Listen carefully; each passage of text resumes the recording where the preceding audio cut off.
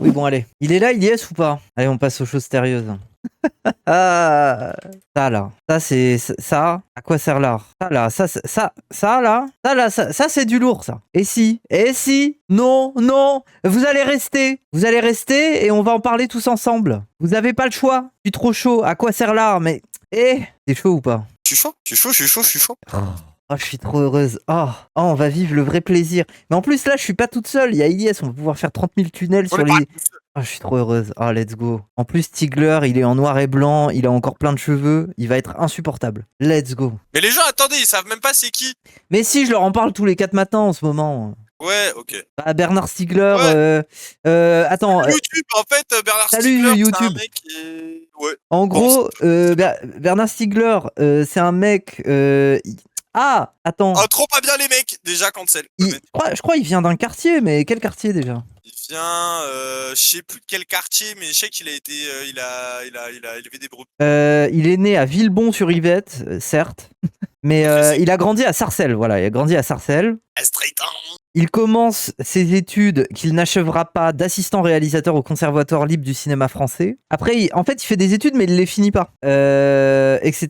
Et comme toi. Et puis après, regardez, il fait plein de métiers. Quito, il est fabricant de bijoux, ouvrier agricole, serveur. Il tracte pour lutte ouvrière. Mais il était ouvrier agricole, il avait vraiment des brebis et tout. Hein. Ouais, il a été oui. Un éleveur de brebis. Oui, éleveur de brebis aussi à une époque. Il a été adhérent au Parti communiste français, qu'il quitte en 1976 par rejet du stalinisme imposé par Georges Marchais. Let's go. Incroyable. Comment ne pas l'aimer finalement? Oui. Après avoir travaillé 2 ans comme agent de planning pour les travaux d'entretien à la ville de Sarcelles, ayant de grandes difficultés financières, âgé de 22 ans, Bernard Stiegler part avec sa famille, sa première épouse et leur fille Barbara Stiegler bien sûr, à la campagne et s'installe dans une ferme de la famille de sa femme, près de Montflanquin, où il élève des chèvres. Il possède aussi un singe. Un singe, wesh. Frippant, j'ai vu des vidéos d'un mec sur TikTok où il a un singe et le singe il lui tient le doigt par là-bas, il va chercher dans le frigo le jus, il boit le jus à la bouteille et tout, il ferme le bouchon. Moi je veux trop un singe. Oui, après il y a aussi des histoires de singes qui tuent des gens, des singes domestiques qui tuent des gens aussi, mais bref. Wow, Mais c'est parce que c'est trop con. Imagine, tu prends un singe, ça devient un adulte, c'est un chimpanzé adulte, il a 3 fois plus de force que toi. Biboun, tu l'appelles Biboun et tu lui parles comme un animal. Biboun, je l'appellerais César. Oui, voilà, oui, tu veux trop que ça soit ton pote révolutionnaire qui fait le grand soir avec toi. Moi, je l'appelle Anas Kazib. T'as dit Anas Kazib, c'est un singe, ouais, c'est archi raciste. Mais non, mais c'est pas ce que je voulais dire, mais en mode c'est Bardot qui sauve des ânes en Palestine plutôt que des Palestiniens, et il y a toi qui compare Anas Kazib à des singes. Mais c'est parce que c'est la famille, c'est la famille. Ah, ok, et vu que à Zawa, on est un peu des bonobos. Quoi? On fait des orgies comme les bonobos? Mais non, mais des singes. On est des singes, quoi. On est des débiles. Mais t'as dit qui est quoi? Oui, c'est vrai. Mais attends. Ça veut dire qu'Anas Kazib est débile. Si on est des singes et que les singes sont débiles comme Anas Kazib, c'est un singe. Ça devient un singe, là. Attends, on continue Stiegler pour donner l'eau à la bouche des gens, là. Vas-y. Sécheresse en 1976, il est obligé de vendre sa ferme. Il monte ensuite un petit restaurant à Toulouse, la Marmite en folie, puis rachète un bar à prostituées qu'il transforme en bar à concert, l'Écume des jours, où il invite des musiciens de jazz. C'est là qu'il rencontre le philosophe Gérard Granel, passionné de jazz, qui devient son ami. Mais un jour, une bagarre éclate entre ses clients et des parachutistes militaires en permission. S'ensuit une descente de police. Il est mis sous pression, la police lui propose un marché mais il refuse. Les finances sont très tendues, et quand son banquier supprime son autorisation de découvert, son bar est contraint de fermer.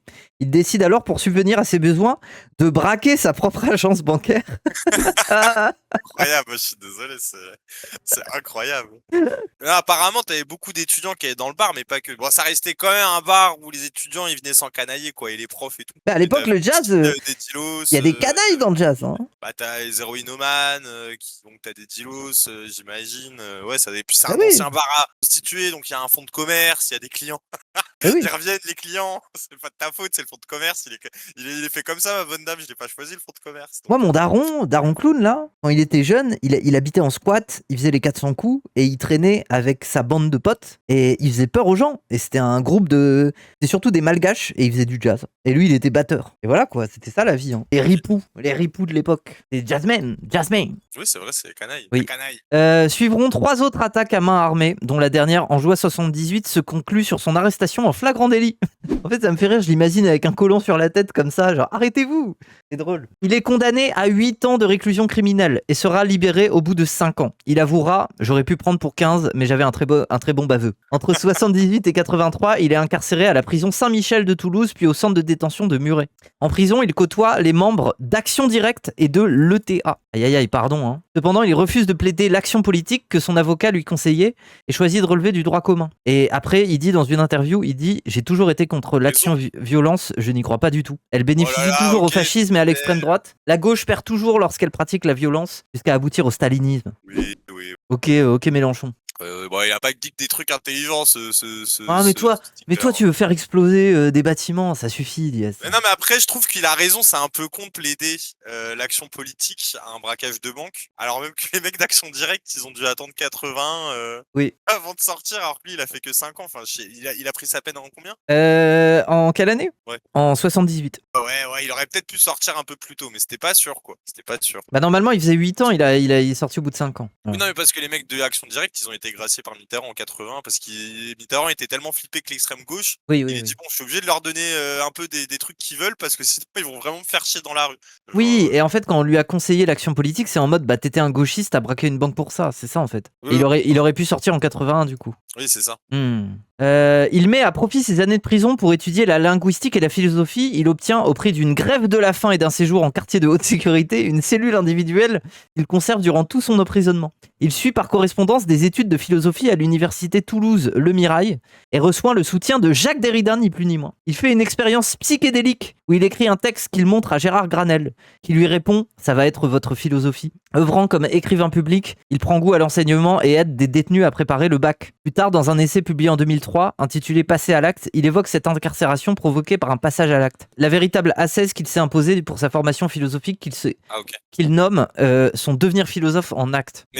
Mais moi je trouve que c'est ce qui lui donne un truc un peu didactique, le côté tolard, qui donne des cours après même au tolard, qui parle à tout le monde. Enfin, il y a un truc très, je me mélange avec tout le monde, je reste pas que dans ma milieu d'universitaire, je vais voir des assos, je vais donner des cours à Saint-Denis, j'ai été voir des maraîchers, je travaillais avec eux 2 semaines, on fait un projet sur 10 ans. Et en vrai, c'est ce qui lui donne un truc très didactique quand tu l'écoutes. Je sais pas si c'est le cas à l'écrit, j'espère que c'est pas plus analytique que ça, parce que c'est ce qui rend la philo des fois rébarbatif, chiante, casse-couille, inaccessible. Mais ouais, c'est les philosophes hors université, ouais, c'est ça. Et au type, quoi, parce que en vrai, moi, ce qui me prend plaisir à l'écouter, là, c'est ça. C'est que j'ai vraiment l'impression de entendre les profs de philo que je surkiffais quand j'étais à la fac. Oui, voilà, c'est ça, mais moi aussi. Que là, ça répond à un problème de l'époque, tu vois, genre, c'est pas en mode la branlette, voilà, quoi.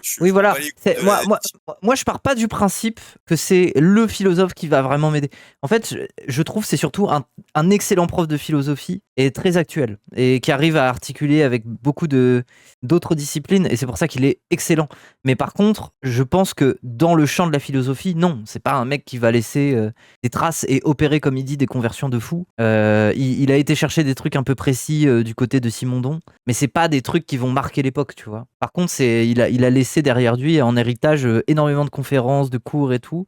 Et c'est pour ça que c'est une mine d'or, tu vois. Je le vois un peu comme ça. Mais en tout cas, voilà, élève de Jacques Derrida. Hein. Et le truc intéressant, et juste finir, parce que moi j'avais étudié le truc de Derrida où lui, qui a pas mal travaillé Stigler, ou je sais pas, peut-être qu'il a pop à ce moment-là, ou je sais pas. Mais sur la vie de la mort, en fait, la vie de la mort, c'est un peu le questionnement de oh là là, les postes, il y a Socrate, et puis après il y a l'écriture, quoi. En fait, t'as les philosophes qui fonctionnent par le rapport à l'art oral et à la mémoire, et t'as et qui pensent que la pensée elle est vivante, et que le fait de la mettre sur écrit, ça va la tuer, et que du coup elle aura plus cette même vivacité. Elle est tragique. C'est aussi de la personne qui l'a. Oui, voilà, elle est tragique. Oui. Les tragiques contre les platoniciens. Oui, de fou. C'est ça un peu. Et du coup, genre, et j'ai oublié ce que je voulais dire. Et Platon avec Phèdre, je crois. Oui, voilà, c'est ça. Mais du coup, c'est le débat. Mais en fait, du coup, c'est la même question un peu. Vous allez dire non. En soi, ça reste des questions de. En fait, on a des médiums de diffusion, on a des nouvelles techniques, des nouvelles technologies. Et qu'est-ce que ça crée vis-à-vis de ta perception du réel. Et du coup, bah, comme il y avait des gens qui étaient persuadés que ça allait déposséder la pensée de sa capacité à être plus vivante, plus réflexive, plus imprégnée de la personnalité qui l'a pensée, bah, en fait, le fait de la mettre à l'écrit, ça a permis à des gens de dégager un rapport à la mémoire beaucoup plus plus grand, parce qu'ils sont plus obligés d'apprendre tout par cœur, du moins d'une autre manière, et du coup, ils ont pu s'adonner à plein d'autres trucs. Mais c'est comme quand il y a eu l'imprimerie. Genre, l'imprimerie, ça a permis à des gens d'arrêter d'écrire des scripts en boucle. Certes, ça a peut-être nivelé une partie du travail, je sais pas, moi, l'écriture, une forme de professionnalisme face à plein de choses, je sais pas, tu vois. Mais en même temps, bah, ça a permis de démocratiser la littérature et la science. Et du coup, plein de gens ont pu se l'accaparer. C'est pour ça que moi, c'était sur tes streams, j'avais entendu, je crois, le truc des pertes, là. En fait, oui, il y a une nouvelle technologie qui arrive, ça veut dire qu'il y a des gens qui vont perdre une forme de maîtrise de certaines capacités, mais à raison de leur démocratisation. Et du coup, c'est comment les gens vont se saisir de cette nouvelle outil démocratisé qui va en donner son ton pour la nouvelle génération qui va arriver et pour l'époque qui va suivre, quoi. Et moi, ça m'avait matrixé parce que même d'un point de vue existentiel, tu vois, c'est poser la question de est-ce qu'on doit opposer la vie à la mort. Genre, c'est matrixant, tu vois. Là, genre, la Oui. question, et la réponse, c'est un peu non. Je caricature de fou parce que c'est beaucoup plus compliqué, mais globalement, la réponse de la vie à la mort, est-ce que ça s'oppose, c'est non. Mais Pour moi, Platon, je sais que l'écriture, c'est la prolétarisation de la jeunesse si on caricature. Oui, bref. Bon, en allez. gros, non, mais Non, mais pardon. on va loin là, on va loin. Il faut qu'on reste pédagogue quand même. Non, mais après, c'est intéressant parce que, genre, quand on regarde des ingénieurs, genre, et qui sont débiles, et qu'on se dit, mais en fait, ces ingénieurs-là, ils sont censés être bac+7, grave intelligents, en fait, tu vois que, comme ils connaissent ils ont qu'un rapport très technique à ce qu'ils font, et qu'ils ont aucune culture, c'est qu'ils ont été prolétarisés. Enfin, je sais pas, en vrai, il y a Oui, un oui, truc oui, oui, oui, intéressant oui, parce que, oui, du oui. coup, tu poses la question de, même des gens qui sont sur des strates économiques plus hauts que nous, bah, ils sont tout autant prolétarisés qu'un prolétaire, mais dans leur domaine de compétences à eux, tu vois, et du coup, ça les désarme face à ce qu'ils sont censés. Oui, c'est pas intéressant, pas compris, donc c'est pas intéressant. Mais Ouais, si, c'est intéressant. Ben oui, la prolétarisation, blablabla, oui. Et c'est juste qu'en fait, c'est dur même pour moi de trouver mes mots et de créer des phrases avec pour les Non, mais en concepts là. gros, la prolétarisation, les gens, c'est qu'on vous dépossède de vos capacités. Genre en mode, c'est Henry Ford. Tu fais la tâche, t'en fais qu'une. Alors avant, il y avait des artisans. En fait, ça pose des questions éthiques. Parce qu'en fait, le cerveau humain, il évolue vis-à-vis de ça. Et il devient, et ta conscience aussi. Et ta capacité d'agir aussi. Donc en fait, l'inquiétude aussi face à des révolutions technologiques, c'est que du coup, ou industrielles, c'est que du coup, bah, en fait, on empêche les gens d'avoir une plus grande mainmise sur leurs capacités et sur ce qu'ils pourraient être capables de faire. C'est tout simplement. C'est ça le truc Mm. prolétarisation. Oui, oui. Mais moi, à la limite, en fait, j'ai un peu ce truc de dire, ça serait complètement con parce que ça, c'est un pharmacone, comme il dit. La prolétarisation, elle est inévitable parce qu'il y a des bons technologiques de fou. Évidemment qu'on a envie de continuer à avoir des machines qui, je sais pas moi, font un cycle de lessive pour nous. Et bien évidemment qu'on a perdu le savoir-faire de faire sa lessive soi-même dans un ruisseau. Oui, Oui, bah, tant mieux. Mais comment dire?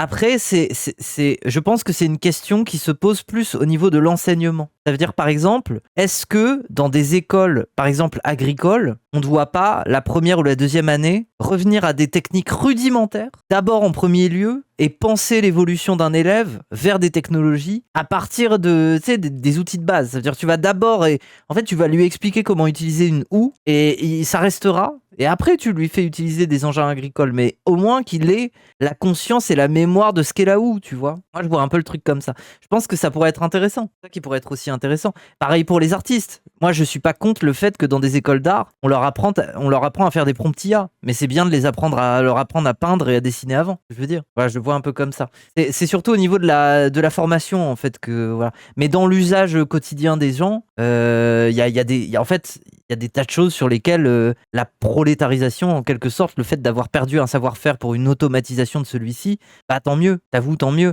Genre, j'ai pas envie de nettoyer moi-même, tu vois, genre, j'ai pas envie de chier dans un seau et de, Oui, oui, mais et de trouver un trou où l'utilisme dans enterrer ma lequel merde. c'est fait, parce que même tu parles de la machine à laver et on peut mettre toute la perspective féministe que certains ont pu vouloir y mettre, mais c'est à raison d'un intérêt cynique de la mise au travail des femmes, tu vois. Et que de fait, on peut parler de l'émancipation de la famille, mais en soi, cette progression est toujours corrélée aussi à un assujettissement et c'est celui du capital. Et du coup, la question c'est, bah, imaginons qu'en fait, genre, cette réappropriation, enfin, tu vois, genre, le gain de temps gagné et genre, en mode la libération que la femme, elle a pu avoir face à ces outils développés, Mm. tu vois, genre, par exemple, parce que c'est ça qui est horrible, hein. Moi, je trouve que c'est horrible hein, de dire ça comme ça. Genre, Oui. à quel point elle aurait pu servir une perspective, justement,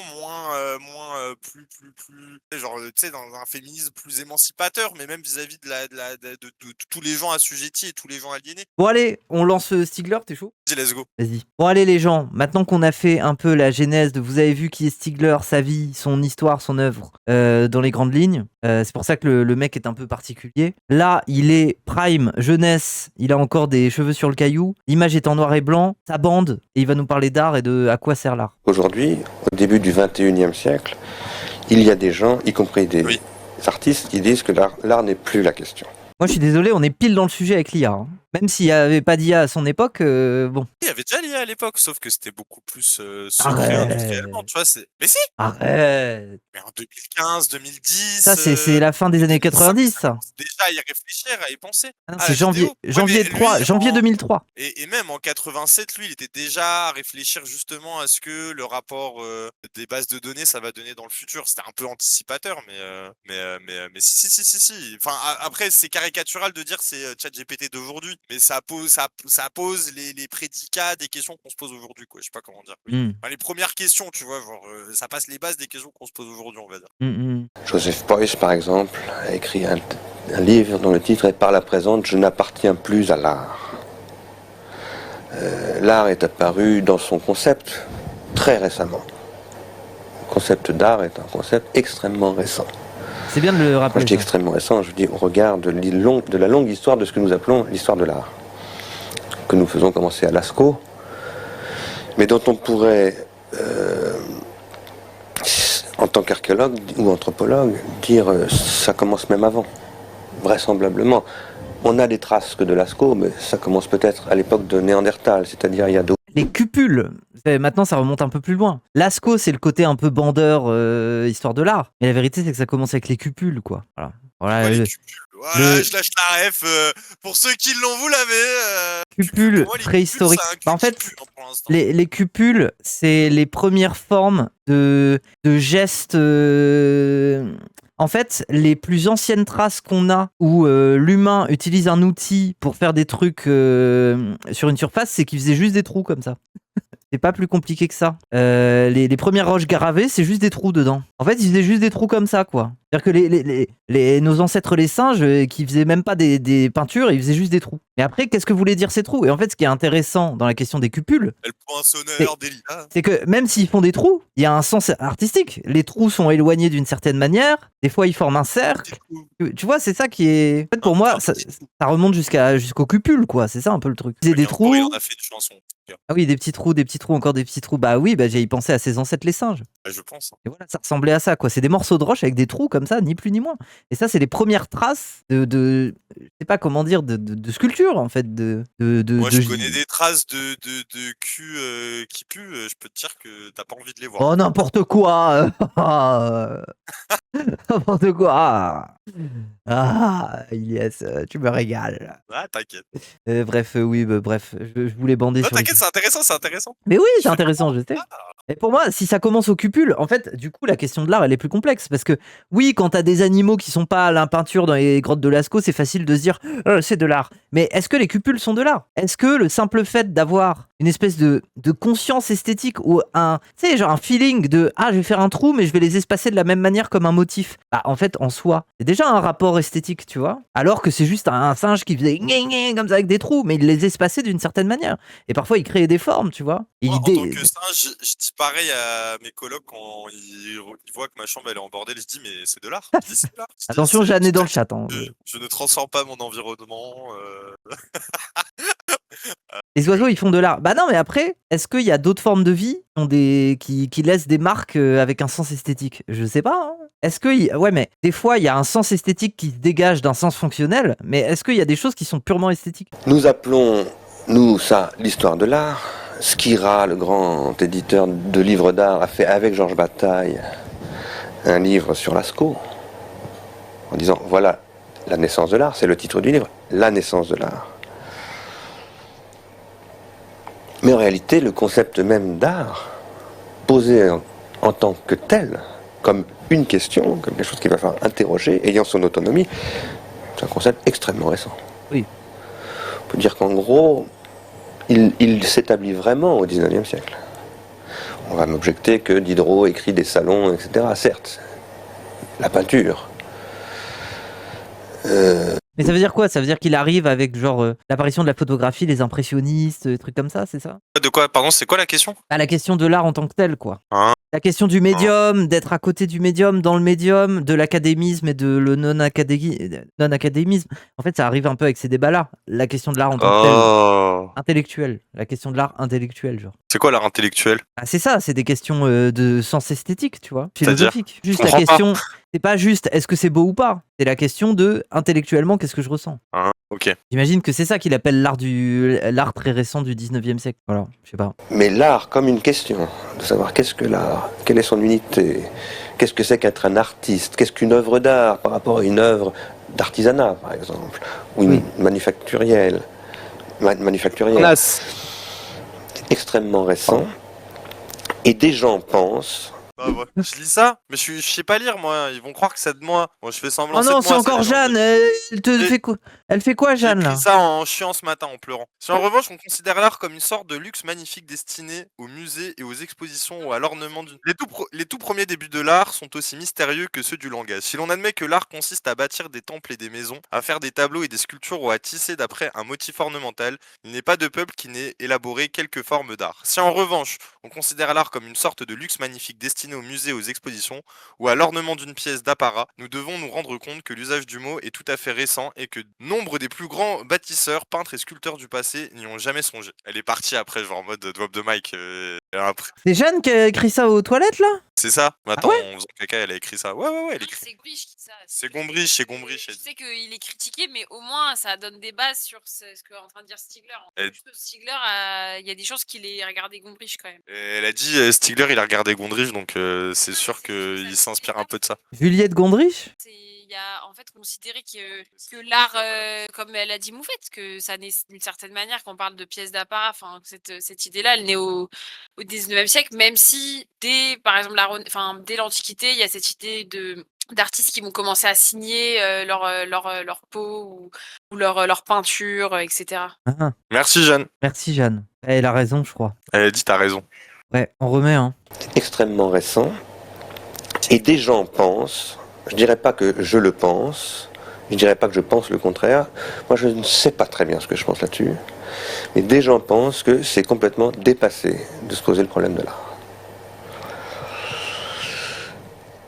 Pour ma part, j'essaie de comprendre pourquoi aujourd'hui on peut penser comme ça et pourquoi il faut faire droit à cette manière de penser, dont je dois avouer quand même, pour être très honnête, qu'elle me tente.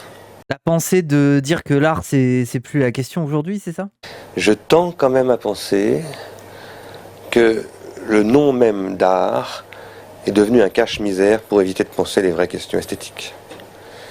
Quand je dis ça, je ne veux pas dire que dans les musées ou dans les expositions ou dans le travail qui se fait à travers ceux qu'on appelle des artistes,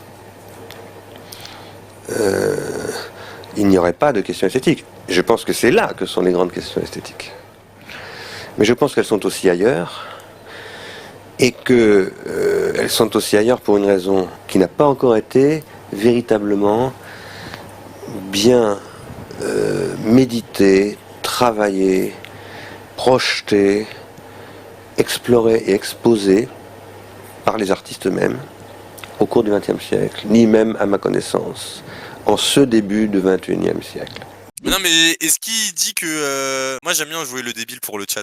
J'ai l'impression il dit ah ouais le problème c'est que en fait les artistes ils sont trop dans un monde d'artistes, ils se posent pas la question du rapport justement à la technique en général, est-ce que ça influe dans une société et ce que ça crée, et que du coup en fait le monde de l'art est tellement devenu reclus sur lui-même et capté même par des gens qui ont intérêt à le capter, qui se posent pas de questions esthétiques au-delà de son intérêt direct vis-à-vis de son milieu, et du coup il pourra jamais saisir on va dire ce que l'époque induit pour eux, tu vois, genre même si et même du coup il y a un truc où du coup il y a un statut légitime de l'artiste qui fait que les gens qui se posent vraiment ces questions esthétiques là, ils se sentent pas trop concernés par le rapport artistique, et à l'inverse les artistes ils se sentent tellement enfermés dans leur bulle qu'ils considèrent pas les questions esthétiques au-delà de leur champ. En fait, c'est surtout que pour essayer un peu de... Parce que je l'avais lu un peu sur ce truc-là. dans La misère symbolique, il parle de l'art. En fait, la question esthétique, pour lui, est forcément une question politique. Parce que le rapport esthétique, il est commun, il est co-construit par des communautés dans des espaces-temps, enfin ça c'est un peu le terme, c'est un autre terme. Mais à ce titre-là, la question esthétique est une question du commun, de la sensibilité commune, de ce qui est état de désir commun. En fait, c'est genre en tant que communauté, en tant que groupe humain, qu'est-ce qui nous fait bander dans un visuel, dans une chanson, dans un truc, et qu'est-ce qui, de ce fait-là, nous caractérise en tant que groupe avec une sensibilité particulière, en fait. Et c'est par le développement de ce sens sensible qu'on appartient aussi au groupe. Et à ce titre-là, je pense que sa critique du rôle de l'art et des questions esthétiques, c'est d'avoir voulu isoler l'art de son sens commun et de la création d'une sensibilité esthétique commune, et de juste en avoir fait un truc replié sur lui-même, sur des questions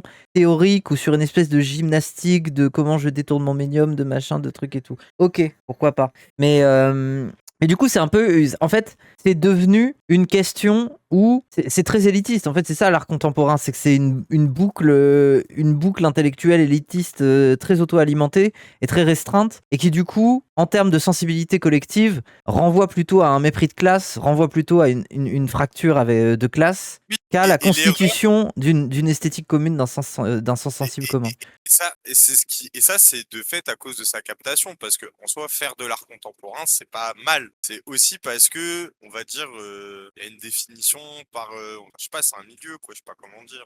Oui, et en fait, ce qu'il dit, c'est pas non plus tout le problème repose sur les artistes. Ce qu'il dit, c'est que une grande partie du problème repose sur la manière dont on éduque le consommateur d'art à n'être qu'un consommateur passif, qui a un rapport pulsionnel à la consommation d'œuvres. Et de ce fait-là, c'est à la fois à l'artiste de tendre la perche et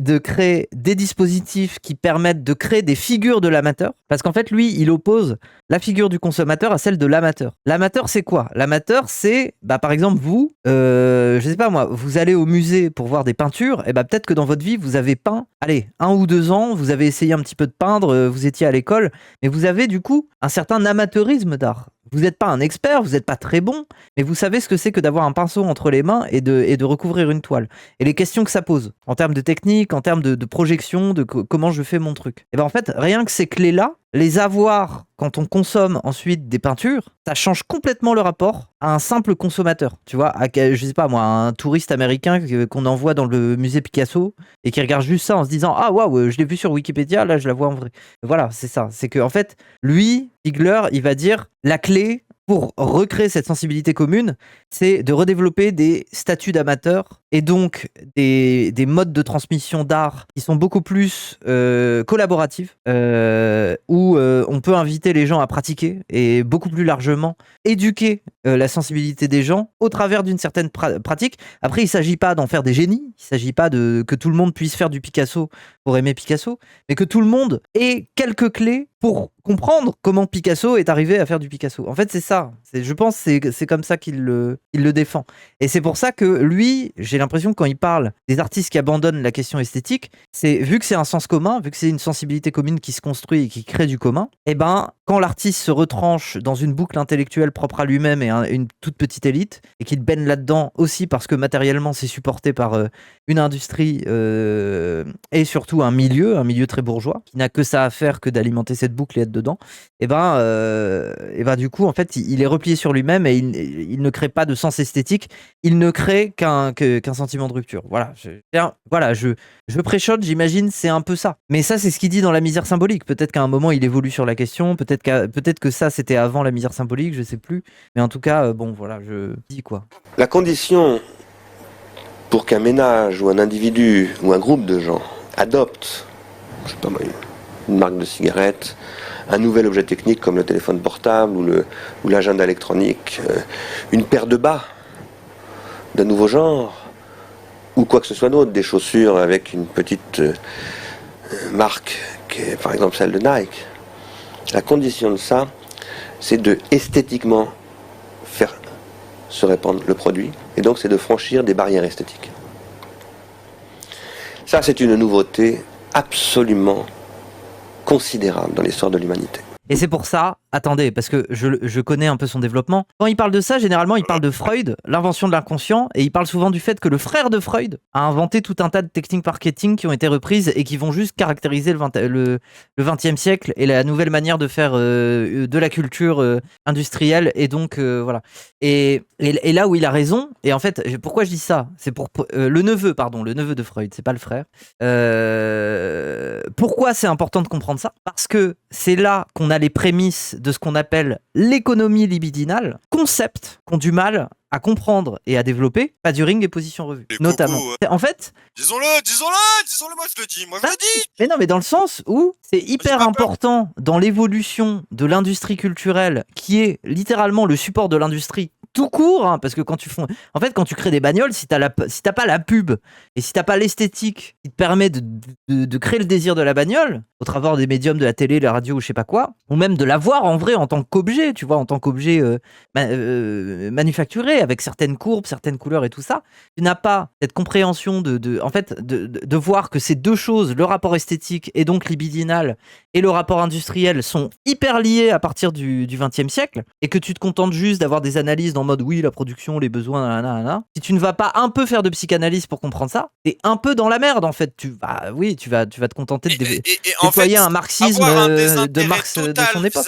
Et avoir un désintérêt total pour la psychanalyse, même si t'es contre, alors même qu'elle a autant structuré notre manière de vivre la première révolution industrielle de fin 19e, début 20e siècle, là, c'est se tirer une balle dans le pied, tu vois, tu te retires, tu t'empêches d'utiliser un outil qui est structurant dans le rapport à ce que le capitalisme fait de nous, tu vois. Donc, Oui. Moi, c'est pour ça que ça m'énerve, tu réfléchis qu'en intérêt, bref, je les caricature, parce que je sais que c'est pas que ça, enfin, tu vois, au bout d'un moment, le prolétaire a un intérêt, le bourgeoisie aussi, ils vont s'affronter, genre, au bout d'un moment, bon, c'est un peu niais, quoi. Moi, je suis désolé, je trouve que c'est niais. Et ce qui même pousse aussi des penseurs qui sont marxistes, mais ils veulent plus réclamer du marxisme aussi à cause de ces gens qui vont limiter la pensée du marxisme à la théorie marxiste autorisée dans les cercles Stahl, Trotskar, et c'est tout. Je caricature, mais voilà, quoi, voilà.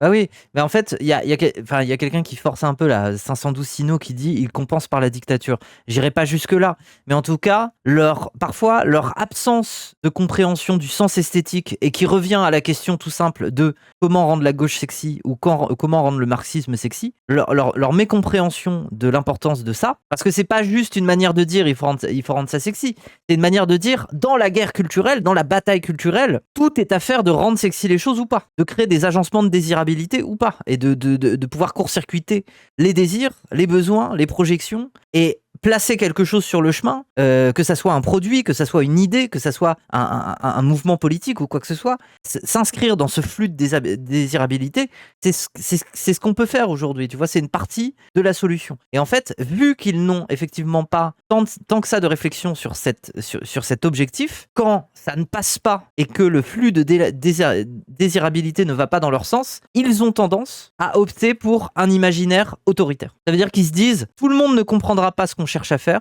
donc on va faire en sorte que les gens marchent au pas. Alors que la vérité, c'est que tu n'as pas besoin de faire marcher les gens au pas quand tu as créé des flux de désirabilité qui font qu'ils marchent tout seuls vers quelque chose qu'ils désirent. Voilà. Voilà. Après, c'est peut-être idéaliste de penser que on pourrait faire des transitions sans violence en créant des flux de désir qui font que les gens viennent d'eux-mêmes à désirer le mode politique, les propositions politiques qu'on propose. C'est peut-être idéaliste, mais c'est une partie de la solution. Je me méfie de ceux qui négligent cette question de la désirabilité, puisqu'ils sont voués à être tentés par l'autoritarisme pour imposer à une masse plus large les idées trop complexes ou trop dépourvues de désirabilité, enrobées de sens esthétique. Et donc, vu que c'est pas communicatif, on va leur communiquer les choses par l'ordre, par le côté dur, tu vois. Genre, bref. Et moi, ça dit beaucoup aussi d'eux-mêmes, de leur frustration et de leur rapport aussi à leur envie, à l'investissement qu'ils donnent au communisme qu'ils veulent faire advenir, quoi. C'est que, tu sais, il y a un truc où, à se détacher de ces questions-là, tu vois aussi qu'il y a un truc de frustration parce que ça redemanderait de valoriser une complexité du système capitaliste qui est dur à rendre compréhensible. Bah, vaut mieux caricaturer son logiciel de pensée à des logiques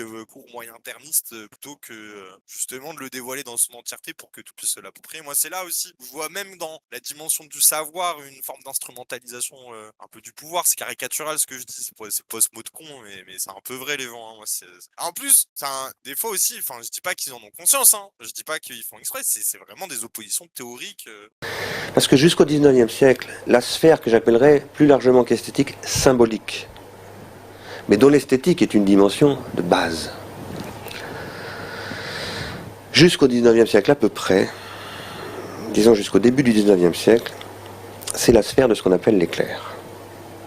Les gens comme moi, c'est-à-dire les gens qui ont passé une thèse, qui sont allés à la Sorbonne, ou bien qui sont des religieux, ou bien qui sont près des princes, ceux qui viennent raffiner l'oreille des princes, Mozart par exemple, ceux qui viennent raffiner l'œil des princes, David ou Watteau ou d'autres comme ça. Ces princes pouvant être des pontifes, des souverains pontifes, Michel-Ange, toute cette fantastique histoire de l'art, depuis Lascaux, à mon avis, a une fonction, comme le disait Georges Bataille, somptuaire. C'est-à-dire que l'art est là pour rien, gratis. C'est en plus, c'est en surplus, et c'est pour ça que l'art représente Dieu, ou le sacré, ou ce qui est au-delà. Dans les sociétés magiques, il n'y a pas de concept d'art, hein, mais il y a une réalité artistique. Ouais, intéressant ça. Le travail esthétique des totems, des objets, y compris quand ils sont pas rituels, les objets usuels. Oui, d'où le concept qui, moi, m'énerve, très occidental, puisque nous, occidentaux, nous sommes posés la question académique et intellectuelle de l'art. Nous allons appeler toute société ou tout groupe humain qui crée des objets qui ont une fonction artistique telle que nous, on l'a définie, mais qui ne l'ont pas pensé comme telle, on va appeler ça art brut. Allez vous faire enculer. En fait, encore un des trucs tellement occidental, mais tellement raciste aussi, tu vois. Enfin bref. Mais même art primitif, oui, bien sûr, c'est ça, les totems. Les totems, en fait, c'est juste cette logique de se dire, nous, occidentaux, on se pose la question intellectuelle de l'art. Eux, les Indiens d'Amérique, là, ils font des totems, ça leur sert à quelque chose, mais en tout cas, c'est joli, ça sert à rien, donc c'est de l'art. Donc il y a une réflexion artistique sur le signe, la figure, les couleurs, le machin. Nous, on l'analyse comme tel, donc on est supérieur. Eux l'analysent pas aussi profondément. Donc, par dépit, ils ont créé un truc, ils comprennent pas aussi bien que nous-mêmes, on le comprend. Et c'est pour ça qu'on appelle ça de l'art brut ou de l'art primitif. Moi, ça m'énerve, en fait. Ça m'énerve, cette manière de définir le monde. Et encore aujourd'hui, je vois des jeunes étudiants gauchistes en art, là, qui sont en mode « quand même, l'art brut, c'est bien, c'est intéressant. » Oui, mais c'est le concept même, à la base, qui est un problème. C'est d'avoir créé cette catégorie qui est un problème. Mais non, parce que aussi il y a un truc de démocratie. Ouais. En mode aussi, ce qui est un peu con dans ce que tu dis, c'est encore une fois aussi le fait qu'il y a des gens du coup qui vont développer des productions artistiques. Enfin, je sais pas si je dis des bêtises, mais malgré eux, du coup, il y a des gens justement qui sont amateurs, mais qui vont développer une pratique artistique à travers ce rapport à l'art brut. Enfin, je sais pas. Moi, c'est là aussi où même, enfin, je sais pas. Non, peut-être je dis de la merde, mais j'ai pas envie que de jeter le truc sous le bus, mais peut-être que je me rends pas compte de. Mais ça, attends, Ilyes. Ça, déjà, c'est impossible. Puisque si il y a des gens qui développent un rapport artistique au travers de l'art brut, ça veut dire qu'ils ont déjà conscience de la catégorie en tant que telle, donc ils ne peuvent plus faire de l'art brut. Puisque l'art brut, c'est la catégorie des gens qui font de l'art sans le vouloir. Donc en fait, ce que tu me présentes, c'est-à-dire un artiste qui se mettrait dans cette catégorie pour faire de l'art, est déjà hors catégorie, en fait, tu vois. Mais qu'est-ce que tu penses des photographes, des street photographeurs? Je te parle pas des gens qui font ça sur Insta aujourd'hui, je te parle des gens, tu sais, ils sont dans la rue avec leur appareil photo et bam, ils prennent un truc parce qu'ils saisissent le moment. Enfin, je sais pas, peut-être j'ai une caricature aussi de ce que c'est la photo dans l'art brut, mais... Pas de l'art brut. Pas de l'art brut.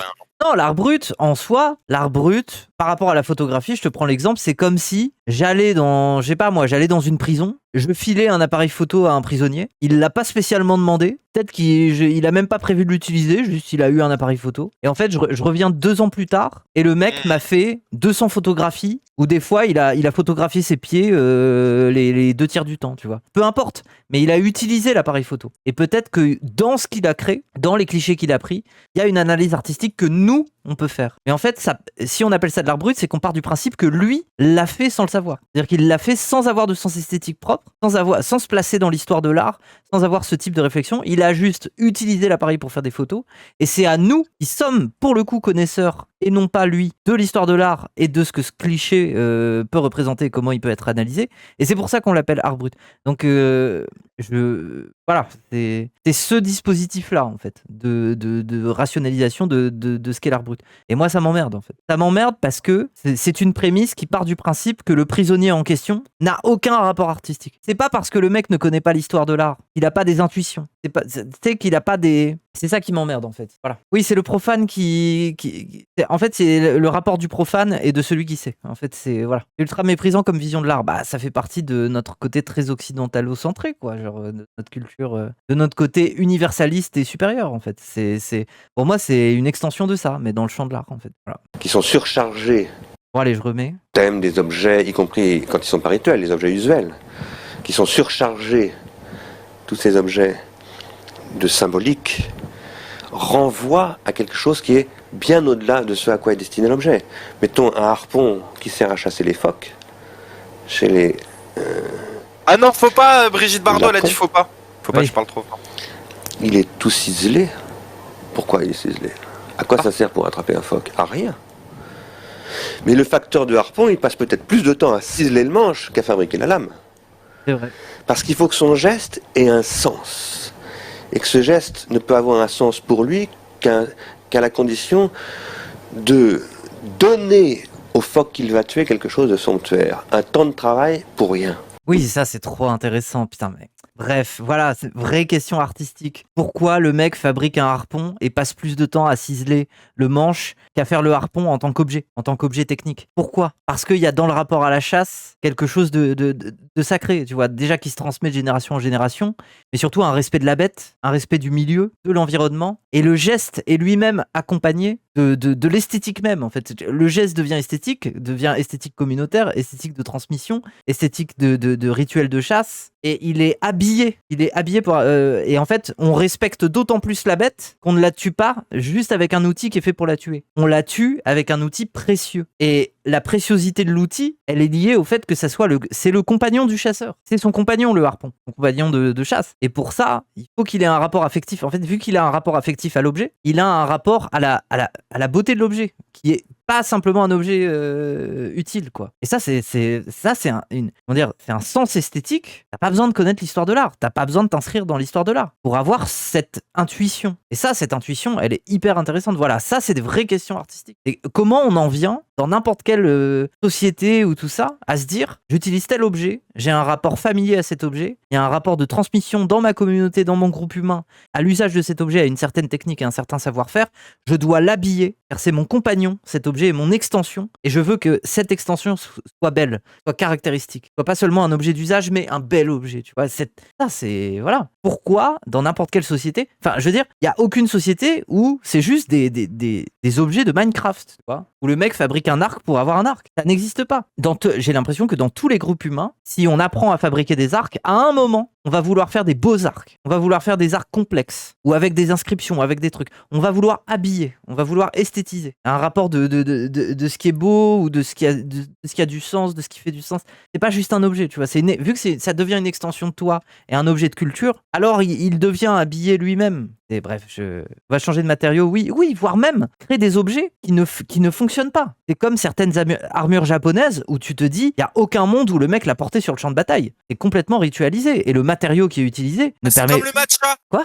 C'est comme... Bah oui. Pourquoi? Non mais le matcha, j'ai appris qu'en fait c'était encore un truc qui appartenait à des rites japonais très précis et qu'en fait ça a été vendu à l'Occident à raison justement parce que ça représente la créativité, l'esprit, genre le matcha dans les cérémonies japonaises. Et du coup, ça a été détourné dans un rapport un peu start-upper, le matcha. En mode, oh là là, je vais boire mon matcha. Et en fait, du coup, je vais me sentir inspiré et je vais en faire mon quotidien, l'inspiration. Et tu vois, tout le dénivellement d'une spiritualité acquise par les Japonais, vidé de son sens par les Européens pour les pires raisons. Je voulais juste insulter les buveurs de matcha parce que tu parlais des samouraïs. Pardon, je te laisse tranquille. Désolé, mon frère. Après, il y a moyen que ça soit plus un signe statutaire du chasseur qu'un réel rapport à l'animal.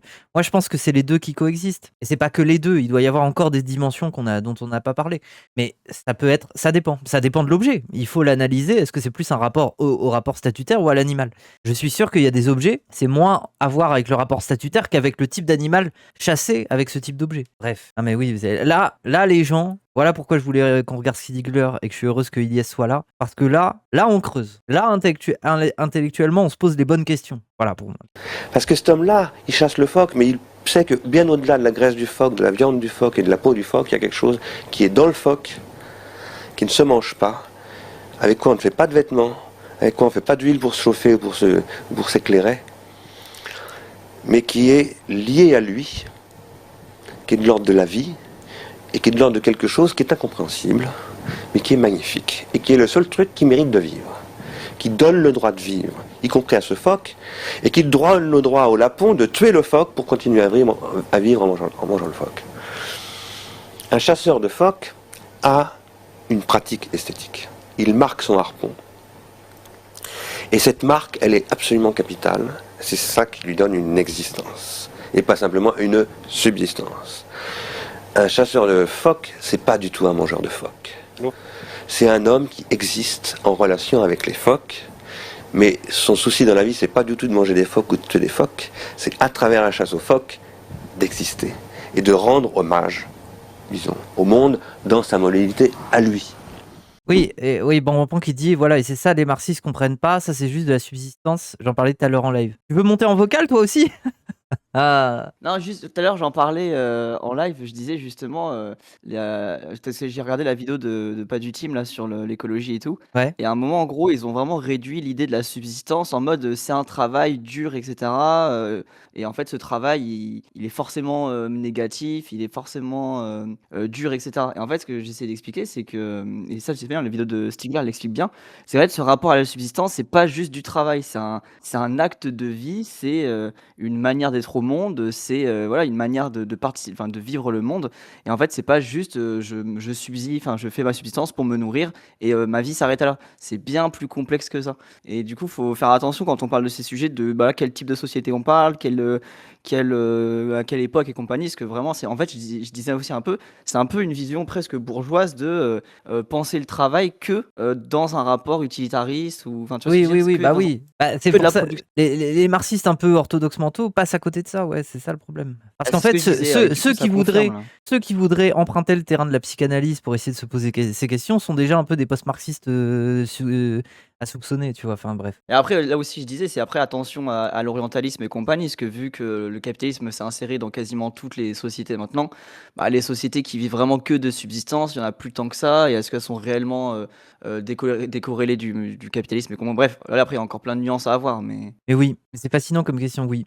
À partir du moment où se développe la technologie industrielle, qui est l'apparition de ce qu'on va appeler d'abord le machinisme industriel, et qui va faire passer de la production manufacturière, où certes il y a des ateliers où il y a parfois des centaines d'ouvriers, mais qui travaillent à la main, ou qui travaillent avec des machines, mais des machines qu'ils pilotent avec leurs mains, c'est-à-dire en laissant une trace de leurs mains et de leur singularité de facteurs, puisqu'on appelle ça des manufactures. Oui.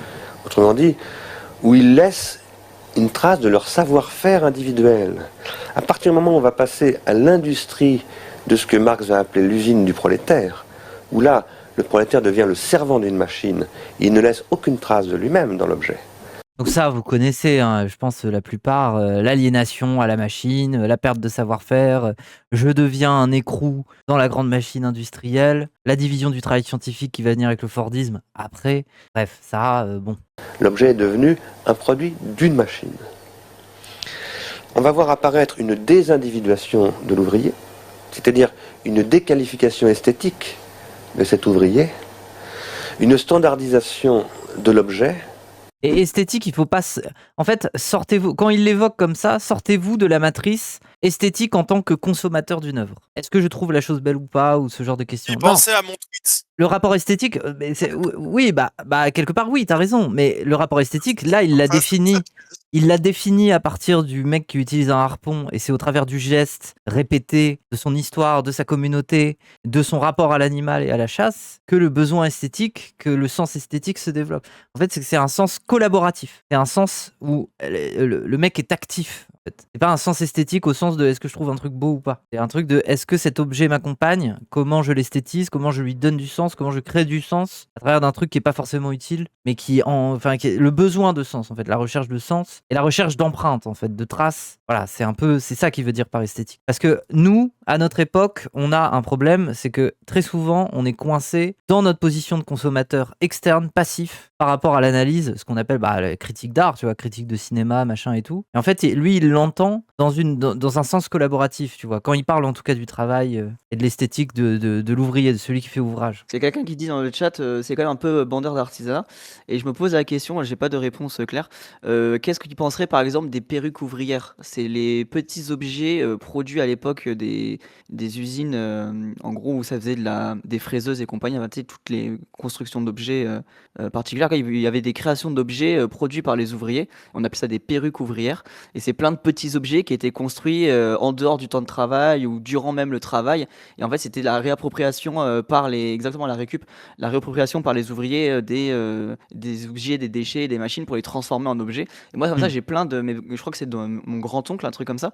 J'ai plein d'objets comme ça, de petites constructions d'ouvriers, de machines et des petits jouets, des petits trucs. Et ça, je trouve ça hyper intéressant. Tu vois. Je me pose une question, voilà, est-ce qu'on dirait que c'est une forme d'artisanat ou est-ce que c'est de l'artisanat qui sort dans l'industrie? Enfin, tu vois, là, j'avoue, j'ai pas de... Ouais. Oui, c'est pour ça. Mais moi, je trouve même là, voilà, même problème de comment dire? Merde, comment on appelle déjà le terme? De la période actuelle et la manière de penser l'art, c'est justement cette division stricte qu'on essaye d'opérer entre artisanat et art qui a un problème pour moi. Il y a un problème parce que c'est une question très récente et que si on veut penser la chose esthétique, on doit forcément relier les deux en fait. Leurs relations se séparent intellectuellement très tard en fait. Mais est-ce que elles sont pas séparées justement à l'avènement de l'art pour l'art face à la déprolétarisation avec l'avènement de la révolution industrielle, tu vois? Et que justement, c'est cette séparation qui émancipe, enfin, tu sais, qui évacue la question qui redonne un artisanale. souffle à l'art, en fait, qui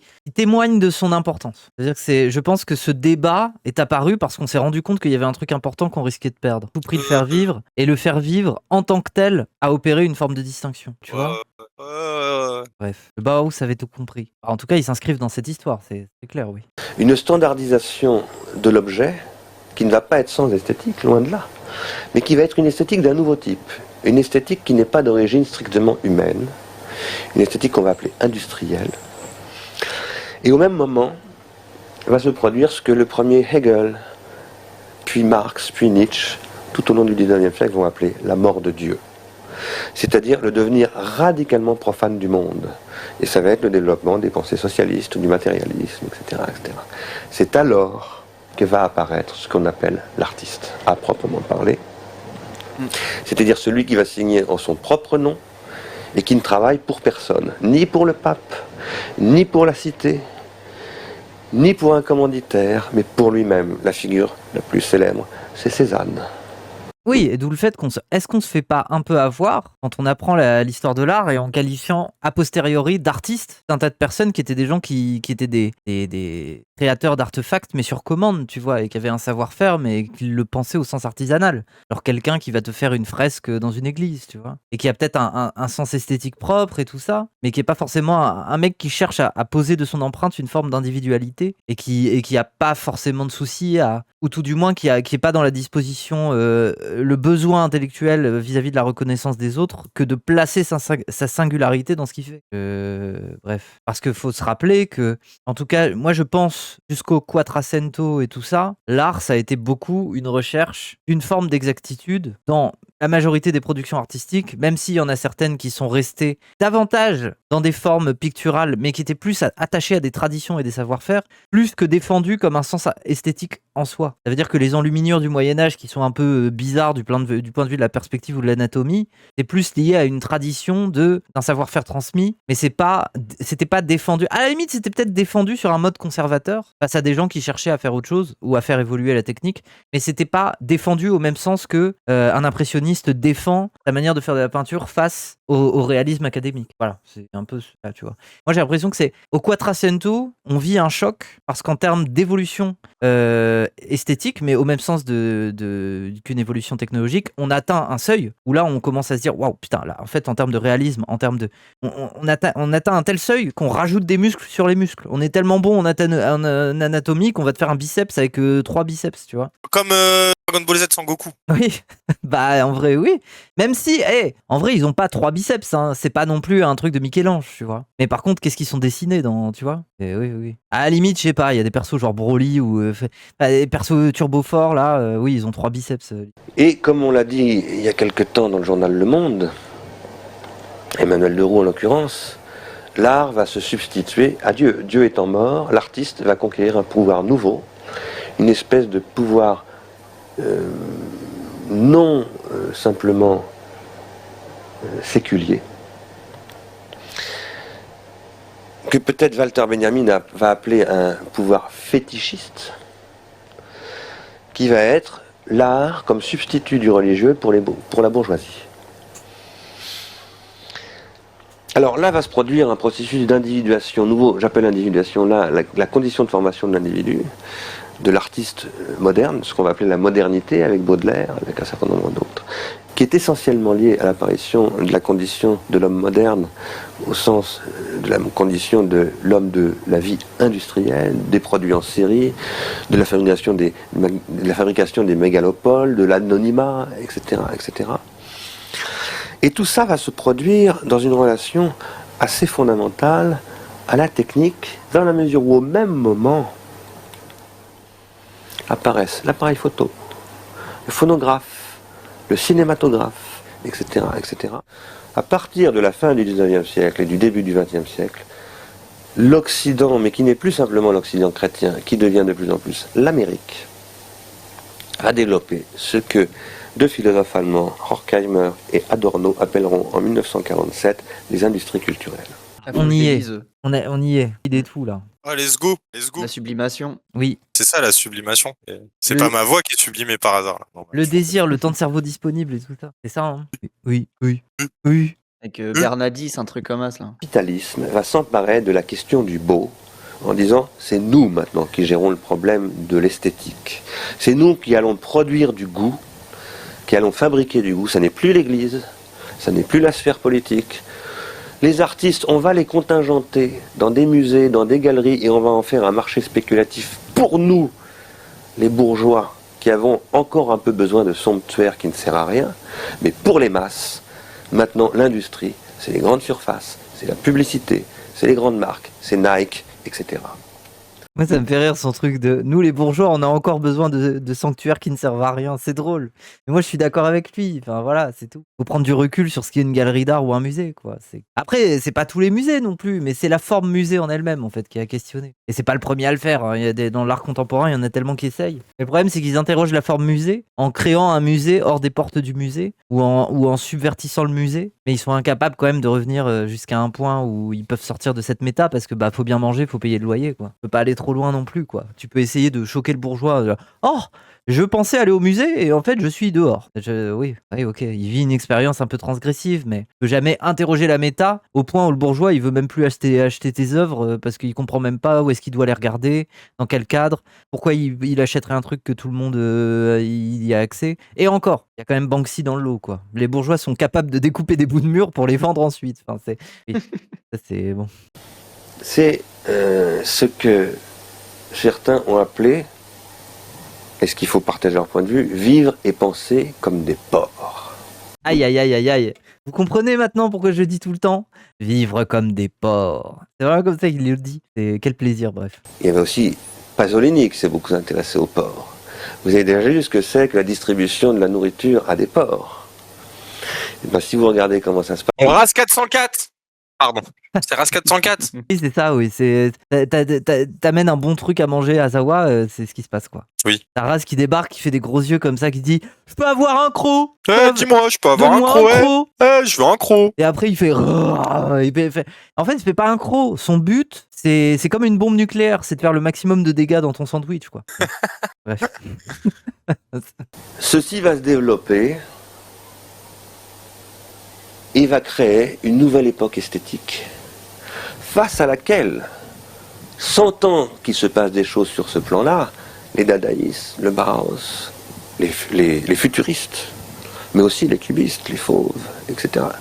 Et ensuite, tant d'autres, toutes sortes de mouvements vont tenter d'apporter des réponses qui vont tenter de ressomptuariser, d'une certaine manière, se devenir radicalement profane du monde.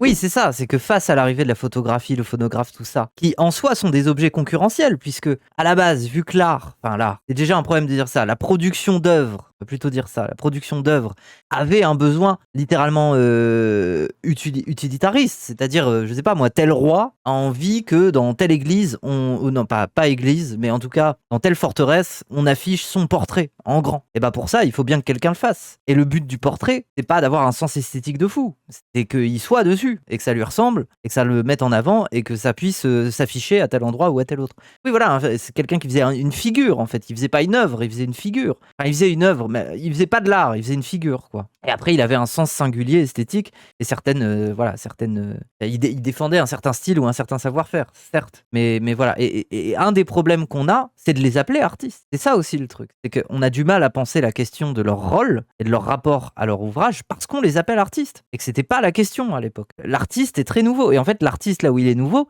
c'est que face à des objets concurrentiels, du point de vue technologique, qui peuvent les concurrencer dans la fonction utilitaire de ce qu'ils faisaient, eh bien, il va avoir un besoin de resanctuariser, comme il dit, la pratique, le devenir inutile de l'art, en fait. Ce qui commence à créer la définition de l'art en tant que rapport à la production inutile, tu vois. Enfin, bref, rapport subjectif, bref, pas où je vais, mais je pense que ça va, c'est compréhensible, ça. Mais en vrai, si, moi, ma question, c'est William Morris, mais voilà, c'est très lié à moi, c'est vraiment cette question aussi de la vie bonne, quoi. Qu'est-ce que la vie bonne? Tu vois, c'est plus lié à l'existence aussi, c'est qu'il y a des trucs où on se pose plus cette question. Qu'est-ce qu'une vie bonne? Qu'est-ce qu'une vie, voilà, qu'est-ce que Stigler disait ça, la beauté, la beauté qui se fait accaparer par le capitalisme. Oui. Tout ça, c'est des sujets qui paraissent un peu superflus, mais en vrai, qui sont très, très importants. Après, tu penses qu'on imagine actuellement de l'art comme une production d'une chose inutile? Non, mais je dis que à cette époque-là, la question s'est posée. Enfin, je veux dire, l'impressionnisme, si tu le mets en relation avec un peu la guerre intellectuelle autour des académies, c'est ce besoin de revenir à se dire, est-ce que l'œuvre, son but, c'est un côté figuratif maximal où on doit toujours mieux discerner les choses, elles doivent être toujours plus claires ou plus belles et tout ça. Et en fait, on arrive dans le champ on en revient à quelque chose qui interroge les perceptions ou qui place le spectateur dans un rapport d'abord à ses perceptions plutôt qu'à l'utilité de voir la chose qu'il voit. Enfin, je sais pas, je le vois comme ça. Et en tout cas, c'est une conversion qui s'opère dans ce qu'on appelle l'art à l'époque, quoi. Et tout ça est extrêmement complexe. Mais ça va conduire, quoi qu'il en soit, de cette complexité, de cette richesse dont je ne peux pas du tout rendre compte ici.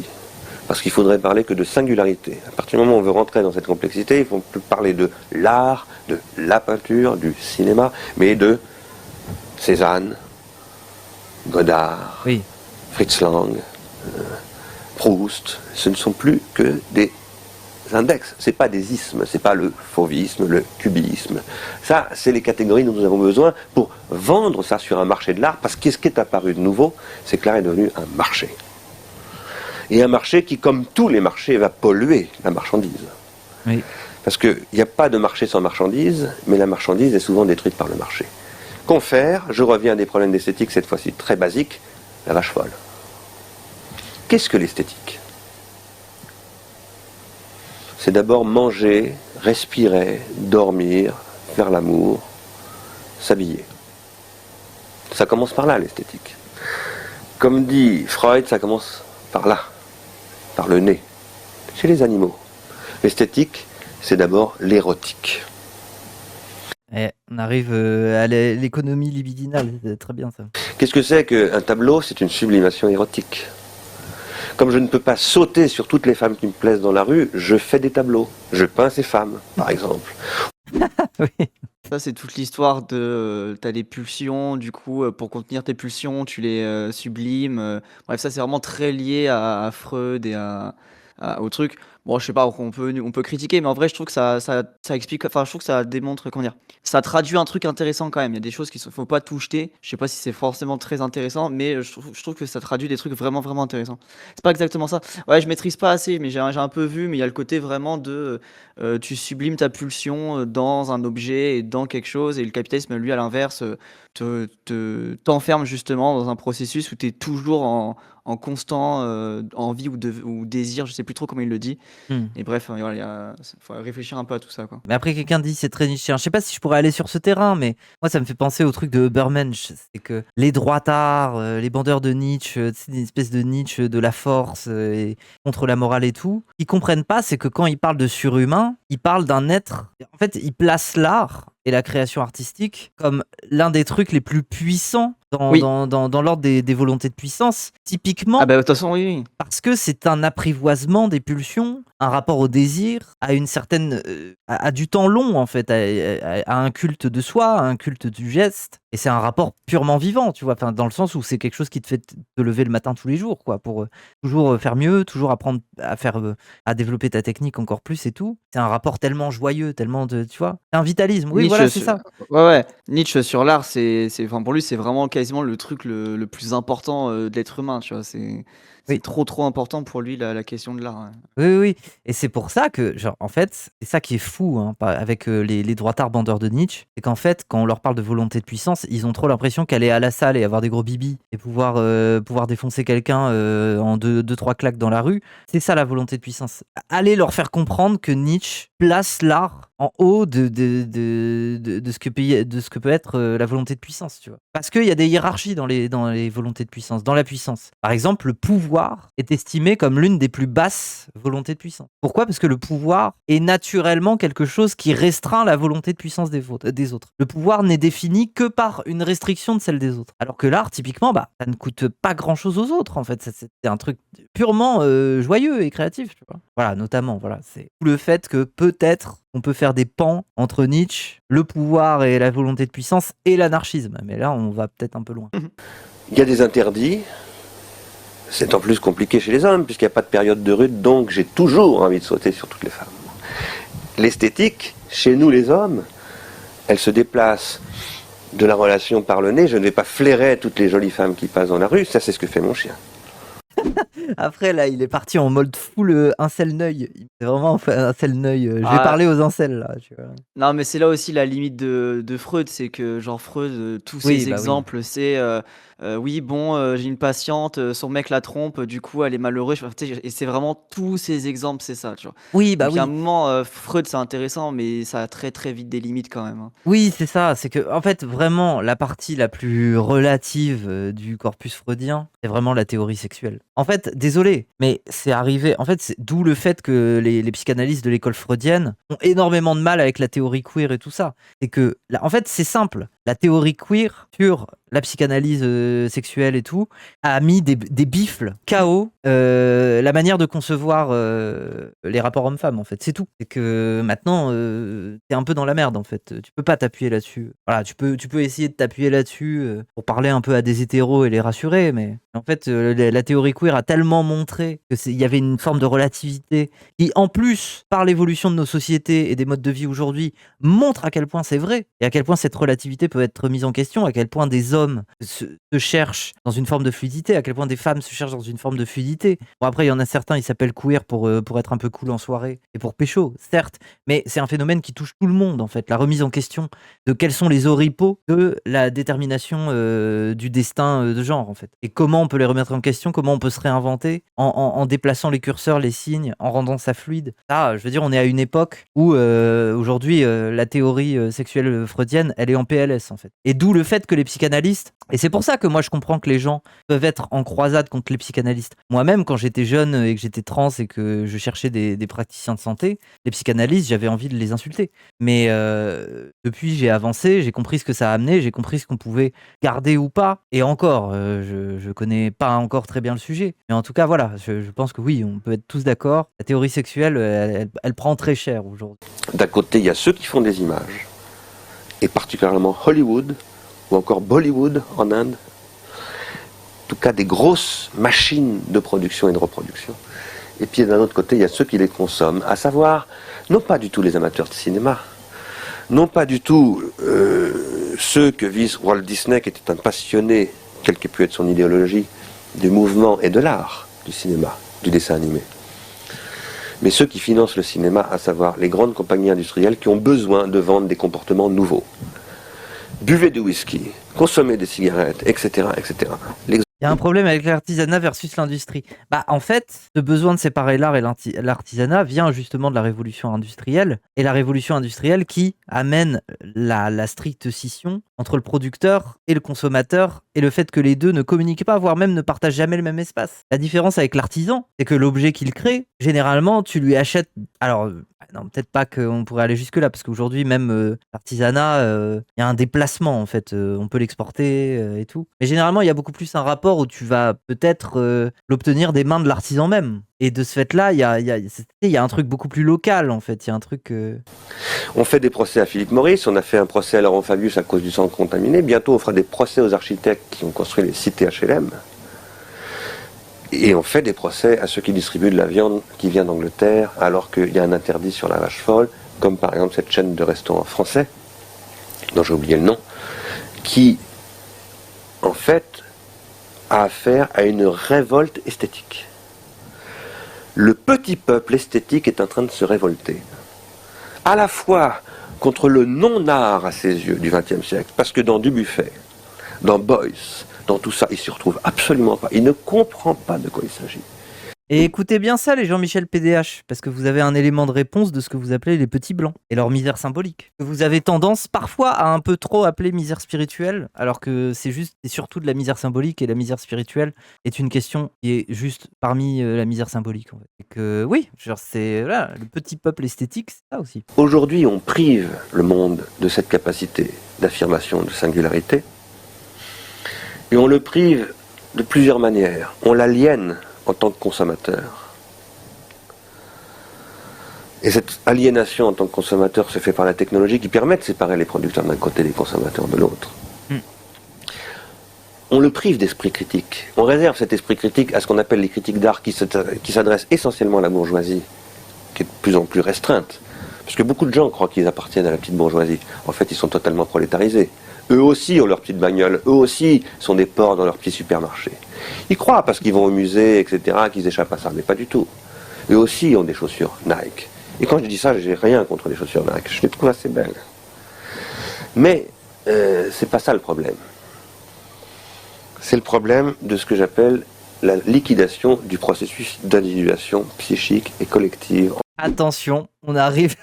Alors là, ça y est, il a sorti les couteaux, il a sorti les outils. Là, on est au moment du concept. Simondon, Husserl, phénoménologie, mon cul. On se concentre. J'appelle la liquidation du processus d'individuation psychique et collective. En quoi consiste le bien-être? Et tout ça, cela produit un profond mal-être. La mort en masse, c'est le versant occulte, invisible comme il y a une face cachée de la lune, de l'art en masse, de l'esthétique de masse, de la massification de l'art, c'est-à-dire de sa destruction. Quand je dis sa destruction, peut-être que la destruction de l'art est une bonne chose. Je ne sais pas. Et c'est pour ça que c'est intéressant, parce que là où aujourd'hui les gens nous disent il y a les artistes et maintenant il y a l'IA, est-ce qu'on peut pas dire qu'il y a la continuité d'un processus de mort dans l'art par sa massification? Est-ce que finalement les plus victimes de l'IA ne sont pas ceux qui misaient sur une forme de massification de leur production et donc de leur style, et qui donc sont les plus sujets à une forme de massification, tu vois? Les gens qui avaient envie de buzzer, qui ont un style qui est buzz compatible, production compatible, studio compatible. Voilà. Quand je dis sa destruction, peut-être que la destruction de l'art est une bonne chose. Je ne sais pas.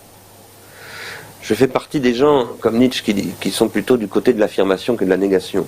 C'est-à-dire que je crois que nous devons porter le devenir, l'accompagner et l'affirmer.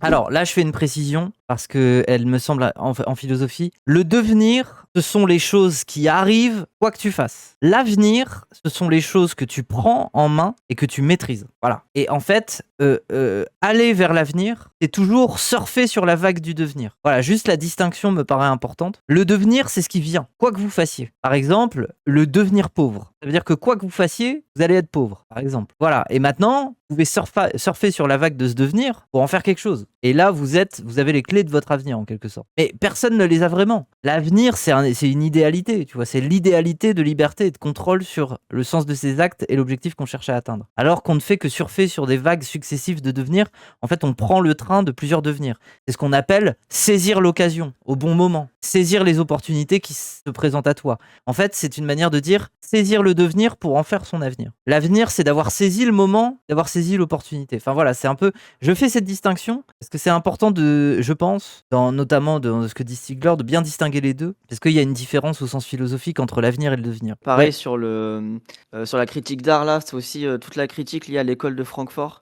avec donc il y a Walter c'est Jung et Benjamin. tout. Non, c'est Non, vraiment pas- l'école de Francfort, c'est Ok. Walter Benjamin, Adorno, Horkheimer, Marcuse, et c'est tout un courant philosophique de critique de l'art, critique de la production capitaliste, etc.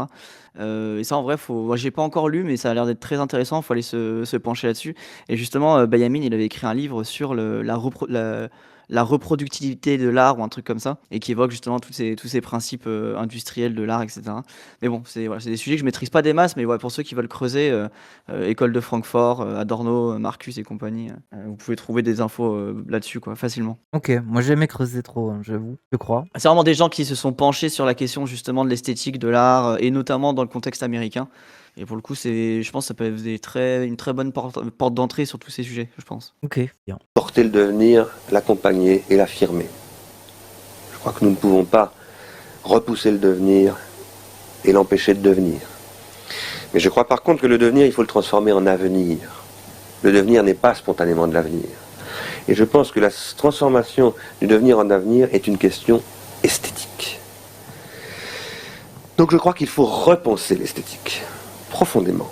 Pourquoi il dit ça? Parce que moi je pense que la question esthétique, vu que c'est la question du sensible, en fait transformer l'avenir, c'est être sensible aux choses qui permettent d'identifier le devenir et donc de le transformer. J'imagine. Il y a un truc intéressant à ça, pour ceux Ouais. qui veulent parler sur l'histoire de la philosophie. Un des derniers ouvrages de Foucault avant qu'il meure, c'est justement cette question de l'esthétique et du souci de soi. Et il écrit tout un ouvrage, et il fait tout un livre par rapport à justement à la question de Socrate, à la question de l'esthétique des militants et tout. Et il fait tout un ouvrage. Et en gros, il clôture son ouvrage en disant, en gros, il faut prendre soin de soi et des autres dans la pratique et esthétique, politique et tout.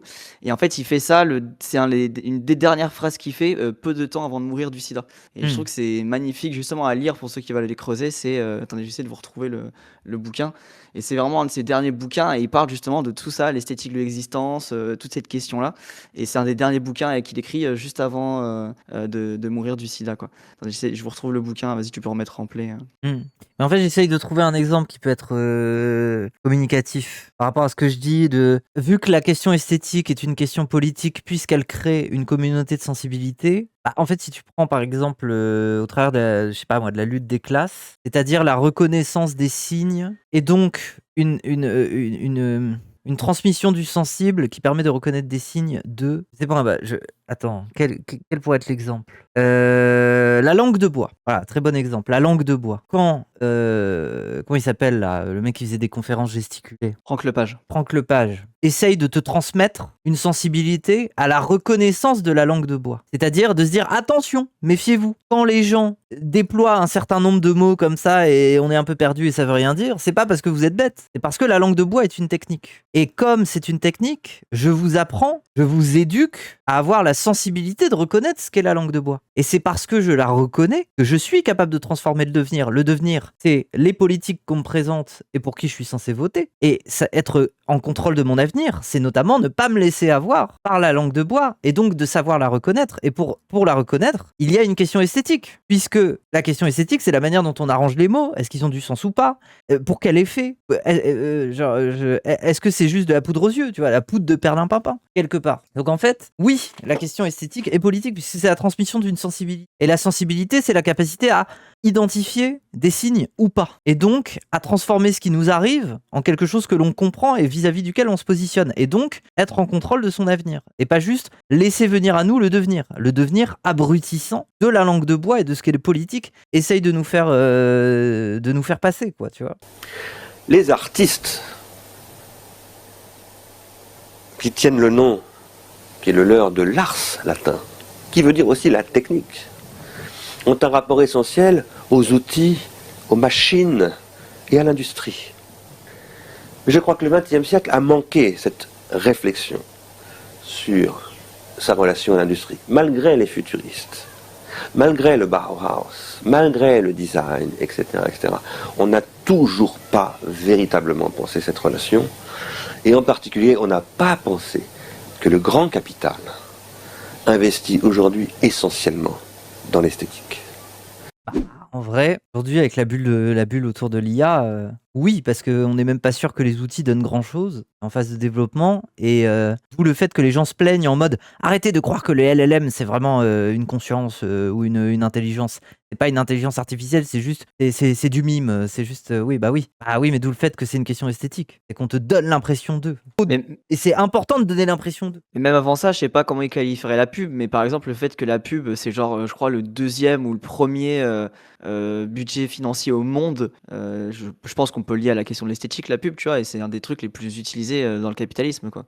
Oui, mais l'IA, ça a des finalités autres que l'esthétique. Bien sûr. En fait, c'est la continuité de ce qu'on appelle l'automatisation. Donc, non, ça n'est pas seulement une question esthétique, mais par contre, telle qu'elle nous est vendue aujourd'hui pour générer de l'investissement et amener des parts de marché, des parts d'investissement à soi plutôt qu'à quelqu'un d'autre, là, c'est une question très esthétique. C'est la manière dont on te le présente. C'est le fait que ChatGPT ne se contente pas de t'écrire une phrase avec des données qui recrachent. ChatGPT est calibré pour te donner l'impression qu'il te parle. Et c'est ça, le rapport esthétique. Tu vois. Non, c'est justement ce qui est intéressant avec l'esthétique, c'est que là, je l'ai étudié ça cette année, c'est que en fait, ça a beaucoup évolué avec le temps. Et si tu veux, on est passé au début d'un rapport très esthétique lié à l'objet, aux différents objets du quotidien, etc. Et après, il y a vraiment eu une évolution de l'esthétique même de l'existence. Et du coup, ce qui est hyper intéressant, c'est que ouais, l'esthétique, en fait, finalement, c'est un peu ce qui parcourt nos vies dans le quotidien, tout le temps, à chaque moment presque. Du coup, c'est un peu plus. Enfin, je sais pas si on peut vraiment la dissocier de cette question-là. En fait, elle est toujours présente, entre guillemets, quoi. Oui. Mais regarde, par exemple, là, on a eu les IA génératives de voix. Bah, une des évolutions qui a bluffé tout le monde et qui a créé un pouf, qui est juste une question esthétique, hein, et non pas formelle, c'est les respirations. Ça veut dire que là, on n'avait plus seulement des voix générées, on avait des voix qui se génèrent et simulent des respirations, des reprises de souffle, des souffles dans la phrase qui est racontée. Et c'est ça qui est bluffant. C'est l'étape où la génération de voix est d'un coup devenue d'autant plus bluffante. Mais d'où le fait que c'est purement une question esthétique, c'est de te présenter une simulation de voix. C'est ce qui est important pour le moment. C'est pas que ça le fasse bien, c'est que ça le simule bien. Même justement, là, faudrait lire, là, j'ai pas trop les datas, mais il faudrait se pencher aussi sur toutes les questions philosophiques autour du simulacre. C'est pour ça que, mine de rien, on critique beaucoup, mais genre de Guy Debord, je pense que ça peut être aussi intéressant d'aller replonger, peut-être, je connais pas assez, mais ça peut peut-être être intéressant de réfléchir à toutes les notions de simulacre, société du spectacle et compagnie. Il y a peut-être moyen que ça soit intéressant, quoi. Ouais, Baudrillard aussi, exactement, ouais, Baudrillard. Ouais. C'est des sujets que je connais pas, mais il y a moyen qu'il y ait des trucs qui fassent écho à notre époque quand même. J'ai jamais été trop creusé. Mais bon. À chaque fois que je parle avec toi, il y a tellement de références et je me dis tellement de trucs à apprendre. Bah ouais, c'est après pareil, moi c'est des thèmes que je connais pas, mais je sais que la question du simulacre, genre même je crois déjà chez je sais plus quel antique, mais genre je crois chez Lucrèce ou je sais pas quel personnage, ça évoquait déjà la question du simulacre. Genre c'est vraiment quelque chose qui est présent depuis quasiment l'histoire de la philosophie, quoi. C'est un thème qui est très très très important dans la philosophie. Et du coup, bah, je trouve qu'avec les IA, c'est encore plus présent parce que la question du simulacre, de la simulation, là, on va être en plein dedans, quoi. Oui. Ce qui fait aujourd'hui, comme le dit très très bien Rifkin, La puissance d'un groupe capitaliste, c'est son esthétique. C'est pas d'avoir des machines, une puissance de feu, des usines, des mines, etc. C'est même pas d'avoir de l'argent. Là où je vais vous donner une autre référence qui permet de l'intégrer au champ marxiste et de lui donner une légitimité, parce que ça peut être assez relatif ce qu'il dit, c'est qu'au final, c'est ce que dit, comment il s'appelle, celui qui a fait Producteur versus Parasite, là. Michel Fer. Michel Fer, qui parle aujourd'hui d'économie spéculative. Dans le sens où, qui fait l'investissement aujourd'hui, ce sont des propositions avant d'être enfin, ce sont des promesses. Et donc, c'est une esthétique de la promesse. Vu qu'aujourd'hui, l'industrie et les placements financiers sont la clé du développement industriel, il faut d'abord pouvoir produire des promesses pour attirer l'investissement. Et c'est parce que cette logique existe que l'esthétique est centrale. Parce que c'est l'esthétique qui produit d'abord la promesse, qui l'enrobe en fait, qui lui donne une valeur et qui jette de la poudre aux yeux. Mais c'est pas seulement un truc industriel, c'est que c'est la même chose vis-à-vis de la manière dont, par exemple, nous, on pense... par exemple, un film. Le trailer d'un film joue énormément dans le fait que le film va avoir un reach ou pas. Et le trailer doit être soigné, c'est très important. Ou alors un jeu. La maquette de démo du jeu et aussi le trailer, mais aussi le trailer gameplay et tout, est hyper important, quitte à ce qu'il soit complètement faux. Et quitte à ce qu'ensuite on soit en mode putain, mais les graphismes du jeu sont pas du tout les mêmes. Bah oui, mais c'est parce que c'est fake it until you make it. Tu as besoin d'amener l'investissement à toi. Donc on est dans une économie qui est beaucoup plus spéculative, mais même sur le point de vue aussi des influenceurs, quoi. C'est que les influenceurs proposent des promesses de quelque chose. Comme tu dis, hein, là, l'IA, c'est ça. Là, l'IA, c'est clairement full discours imaginaire des potentialités, avec des imaginaires de vie future et compagnie. Enfin, on est vraiment complètement là-dedans. Là. Et attends, j'ai envie de prendre le... Je vais le retrouver. Alors, si vous connaissez pas Michel Fer, c'est vraiment un penseur marxiste. Penseur marxiste. Pour le coup, par exemple, Pas du Team, il bande de fous sur Michel Fer. Là où sur Stigler, il serait en mode ouais, c'est un post-marxiste de merde. Michel Fer, il le kiffe trop. Donc en fait, c'est pour comprendre qu'il y a un parallèle. Ça donne raison à Stigler en fait. C'est que voilà, c'est ça. C'est cet extrait-là, je vous le mets. Il prend Black Lives Matter pour illustrer ça. Il me semble que des mouvements comme MeToo, des mouvements comme Black Lives Matter au moment Floyd, sont des mouvements qui jouent sur le crédit et la spéculation. C'est-à-dire, l'expression déjà Black Lives Matter est intéressante. Il ne s'agit pas de dire toutes les vies se valent. Hein. Il ne s'agit pas d'un grand truc humaniste sur il n'y a pas de différence entre les noirs et les blancs. Ça, c'est au contraire les opposants qui vont essayer de le reprendre avec un slogan qui disait All Lives Matter. Non, il s'agit simplement c'est une proposition spéculative qui consiste à dire les vies noires comptent. C'est intéressant, bref, c'est trop malin. Et ça valide tellement ce truc de l'esthétique avant tout. L'esthétique est au cœur aujourd'hui des propositions et des investissements. C'est pas simplement une question économique, c'est aussi une question de lutte, en fait. C'est qu'on fait des propositions et elles sont spéculatives. Les vies noires comptent, bah tout dépendra de à quel point le mouvement sera suivi ou pas, en fait. La vie noire comptera en fonction du succès de Black Lives Matter. Et c'est comme ça que tu arrives à te poser comme un impératif. Il faut soutenir ce mouvement, puisque c'est ce mouvement qui risque de déterminer comment sont perçues les vies noires, justement. Combien elles comptent, ça dépendra de notre mouvement. Notre mouvement, il est là pour les faire compter. Les faire compter, c'est-à-dire les rendre, leur donner leur valeur. Cette valeur, elle n'a pas de plafond. Il s'agit de spéculer sur la valorisation des vies noires. Donc c'est un mouvement spéculatif de ce côté-là et un mouvement de demande de crédit. C'est un mot d'ordre, c'est plus ce qu'il dit, une demande de crédit, et pas un mot d'ordre. Parce que le mot d'ordre, c'est en mode, en rang de bataille, vous devez nous suivre. Non, c'est que la question se présente comme un impératif de société. Ça veut dire que le mouvement social, et c'est là où c'est malin Black Lives Matter, c'est qu'en fait il se positionne de tel type que maintenant nous sommes là, nous proposons ce mouvement est finalement, même si les gens ne le comprennent pas comme ça, mais le sentent, le mouvement spéculatif en fonction de son succès, voilà vraiment ce qui prouvera ce que les vies noires comptent ou pas. Et pour montrer à quel point elles comptent, on doit être nombreux. Et vu que ça devient un impératif social de se dire, c'est le moment de se positionner pour montrer à quel point ces sujets comptent ou pas, c'est comme ça que tu ramènes à toi et que tu arrives à ramener beaucoup de gens. Et en fait, ça c'est malin. Parce qu'en fait, une fois que tu comprends cette forme-là, en termes de réflexion de tes luttes sociales et de comment tu t'organises et que tu crées un mouvement social, eh bien, comment tu peux faire pour créer un mouvement social qui se pose en tant qu'impératif de société pour que les gens se placent sur une question et déterminent l'importance d'un sujet ou pas. Et en fait, une fois que tu as compris ça, mais tu peux créer tu peux avoir une meilleure réflexion sur comment tu fais émerger un mouvement de masse. Par exemple, le fait que c'est une question esthétique aussi, tu vois. Comment tu crées les symboles et les signes et les traductions qui permettent d'en faire une question de société et de positionnement impératif et déterminant pour la continuité de ces questions dans l'ordre social. Là, vous allez quand même un peu vite sur la traduction du mot matter, parce que là vous le traduisez par compter. En anglais, sauf erreur de ma part, l'étymologie c'est pas du tout la même qu'en français. Enfin, en tout cas, il n'y a pas le côté comptable. Mais néanmoins, c'est avoir de l'importance. Ouais, mais ce qui n'est pas la même chose, avoir de l'importance et être comptable. Précisément, il me semble que la grande différence entre l'âge du profit et l'âge du crédit. Voilà, et lui, la séparation qu'il fait, du point de vue de l'évolution industrielle, c'est qu'il y a un âge du profit et un âge du crédit, qui aujourd'hui est déterminé par l'interconnexion, notamment sur Internet et tout ça, à savoir qu'aujourd'hui, on donne du crédit.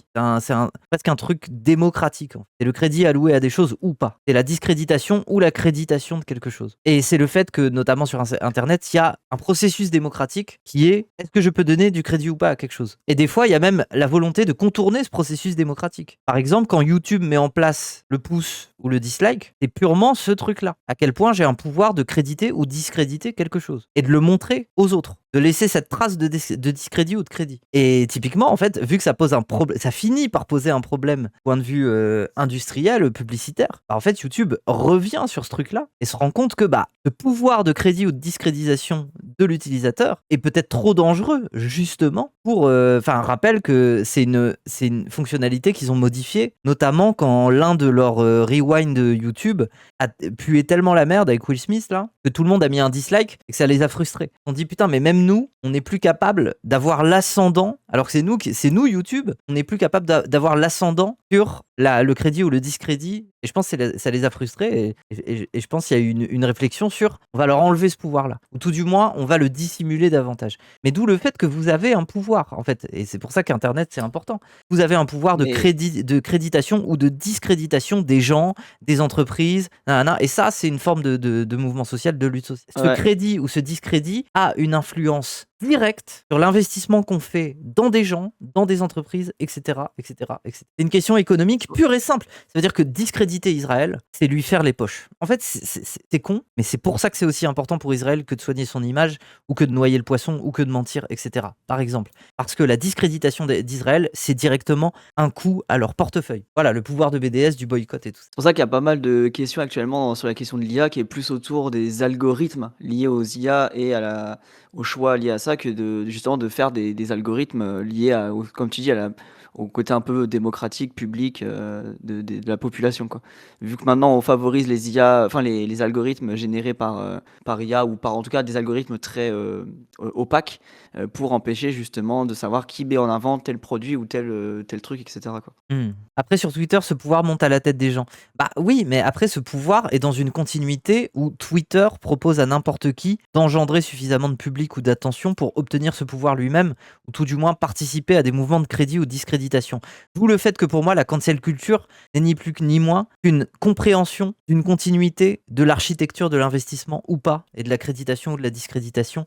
Les gens se rendent compte du pouvoir qu'ils ont parce qu'ils savent, enfin en tout cas tout du moins ils comprennent que dans les sociétés d'aujourd'hui on peut faire très mal comme ça. Et c'est pour ça que les bourgeois paniquent, parce que ça les emmerde en fait. C'est un pouvoir très démocratique en soi. C'est un pouvoir très...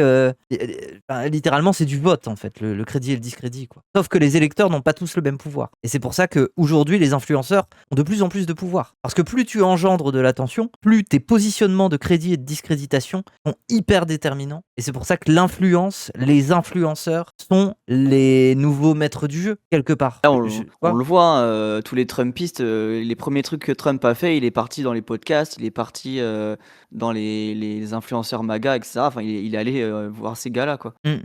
D'où la merdification des plateformes numériques, YouTube, le Glowdance et Logan Paul qui donnent tout le pouvoir aux publicitaires. Mais même au-delà de ça, c'est que je pense qu'il y a un objectif dans l'esprit de Elon Musk, c'est de se dire, je vais faire de Twitter un truc tellement gogol, tellement non modéré et justement tellement pourri par des pratiques comme le fait d'avoir Grok qui déshabille tout le monde, que ce réseau social va cesser d'être aussi pris au sérieux dans les logiques de crédit et de discréditation parce que ce réseau social est dangereux pour l'investissement. Je pense, notamment. Il en va de même de l'autre côté, c'est-à-dire qu'il me semble que le fascisme trumpiste, le racisme trumpiste, la xénophobie trumpiste, elle est aussi spéculative. Parce que qu'est-ce que c'est le discours de Trump dès le début ? Le discours de Trump consiste à dire « être blanc, ça a payé ». Ah oui, littéralement.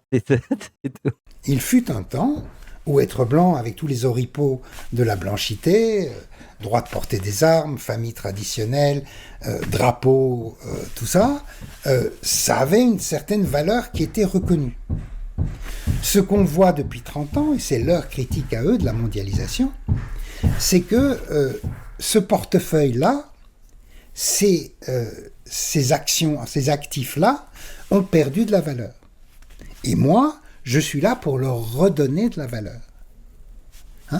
D'ailleurs, c'était Steve Bannon qui l'avait très bien dit. Il l'avait dit d'ailleurs quand il était venu en France pour assister au congrès du Rassemblement national. Il avait dit les banquiers, ils nous parlent de shareholder value, donc de la valeur pour l'actionnaire. Moi, ce que je veux, c'est réévaluer the American citizen value, c'est-à-dire la valeur de l'appartenance à une nation. Donc c'est aussi un mouvement spéculatif. Donc il y a à la fois une antinomie des affects, mais cette antinomie des affects, elle se joue à l'intérieur d'une certaine forme de subjectivité partagée, puisque constituée dans les deux cas par le capitalisme financiarisé. Voilà pourquoi la question esthétique est fondamentalement politique, puisqu'elle construit des sensibilités, et que ces sensibilités sont déterminantes dans le crédit et le discrédit, et donc dans l'investissement, dans des valeurs supposées. Bref, non mais attendez, mais ce React est exceptionnel. J'ai rien à dire. En fait, là où je suis trop heureuse, c'est que j'arrive vraiment à... Là, je pense que j'arrive vraiment à transmettre le truc. Trop contente. Basé le monsieur, oui, Michel Fer, trop fort. Hein. Bref, moi j'ai un autre bouquin que j'ai pas encore lu, Le temps des investis. Là. Moi, je vous conseille vraiment Travail et Parasite et Producteur. Là. Franchement, il est très facile à lire et c'est très, très, très intéressant. Quoi. Oui, pour ceux qui ont envie un peu de se lancer, allez-y. Hein. En gros, c'est une histoire du populisme producériste en tant que proposition politique. Où est-ce qu'elle naît ? À savoir qu'elle naît, selon lui, avec Proudhon, et qu'elle se transmet ensuite à Maurras, et qu'elle se transmet ensuite aux volkistes qui ont donné des nazis, etc., etc. Il y a aussi le truc parti, là, le Tea Party en Amérique, etc. Bref, il vous fait toute l'histoire jusqu'à aujourd'hui, le Trumpisme et le Rassemblement national. Et il vous explique le Rassemblement national, son histoire, sa transformation, où en est Marine Le Pen au niveau de ça.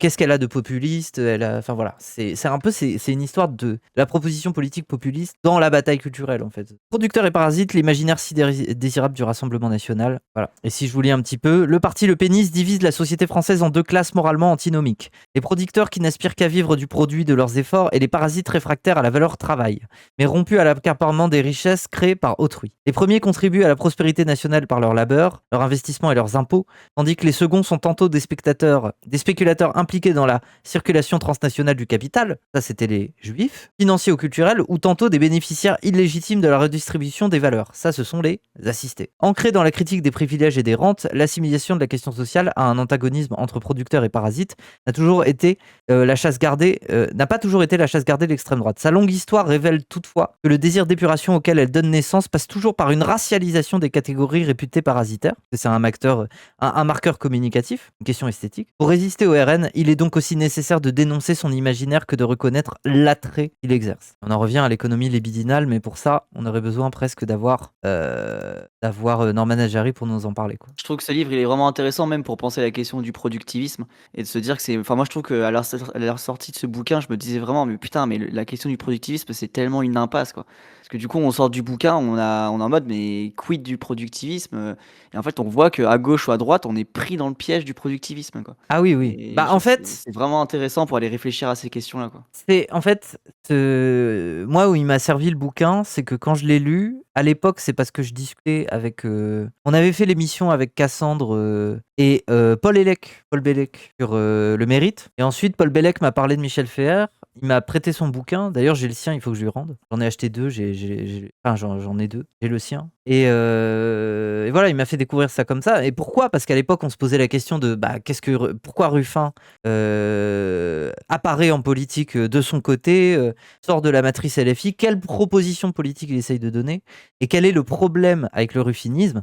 Et le problème du ruffinisme, c'est typiquement cette non-interrogation, cette reprise pure et simple du logiciel producériste avec sa dimension racialisée qui est indissociable. Et d'où le fait que Ruffin est toujours gêné sur les questions antiracistes, parce qu'en fait, la logique qu'il propose est une logique producériste, et que le logiciel producériste est aujourd'hui identifié par les gens comme quelque chose de racialisé. Et que, inévitablement, en développant ce logiciel-là, en sous-texte, il ramène toujours les gens à racialiser la question du producérisme, de qui produit, qui a un travail, qui est content de se lever le matin et de faire son travail, et qui profite, qui est un parasite, qui est, voilà. Il y a forcément une question racialisée aujourd'hui dans les imaginaires, parce que le Rassemblement national a construit cette question-là, mais aujourd'hui pas que, parce qu'il y en a aussi plein d'autres. Bref. C'est vraiment la vie pensée et figée dans le rapport au travail tout le temps, quoi. Bon allez, reprenons Stigler, et c'était un aparté important. Ce qui fait aujourd'hui, comme le dit très très bien Rifkin, la puissance d'un groupe capitaliste, c'est son esthétique. C'est pas d'avoir des machines, une puissance de feu, des usines, des mines, etc. C'est même pas d'avoir de l'argent, c'est d'avoir des idées esthétiques. Qu'est-ce que c'est que Nike? On a accusé Nike d'être une entreprise non citoyenne parce qu'elle fait travailler des esclaves, des enfants qui sont abominablement exploités, etc., etc. Mais pourquoi est-ce que Nike fait comme ça? Parce que la philosophie de Nike, c'est de dire la seule chose qui vaille, c'est le concept. Les machines, tout ça, c'est des emmerdements, c'est des syndicats, c'est de la chair à canon, c'est des gens qui vont se révolter, c'est des Spartacus en puissance. Débarrassons-nous de ça, gardons le concept. Le concept, il est esthétique. Donc, nous allons vers une nouvelle guerre esthétique.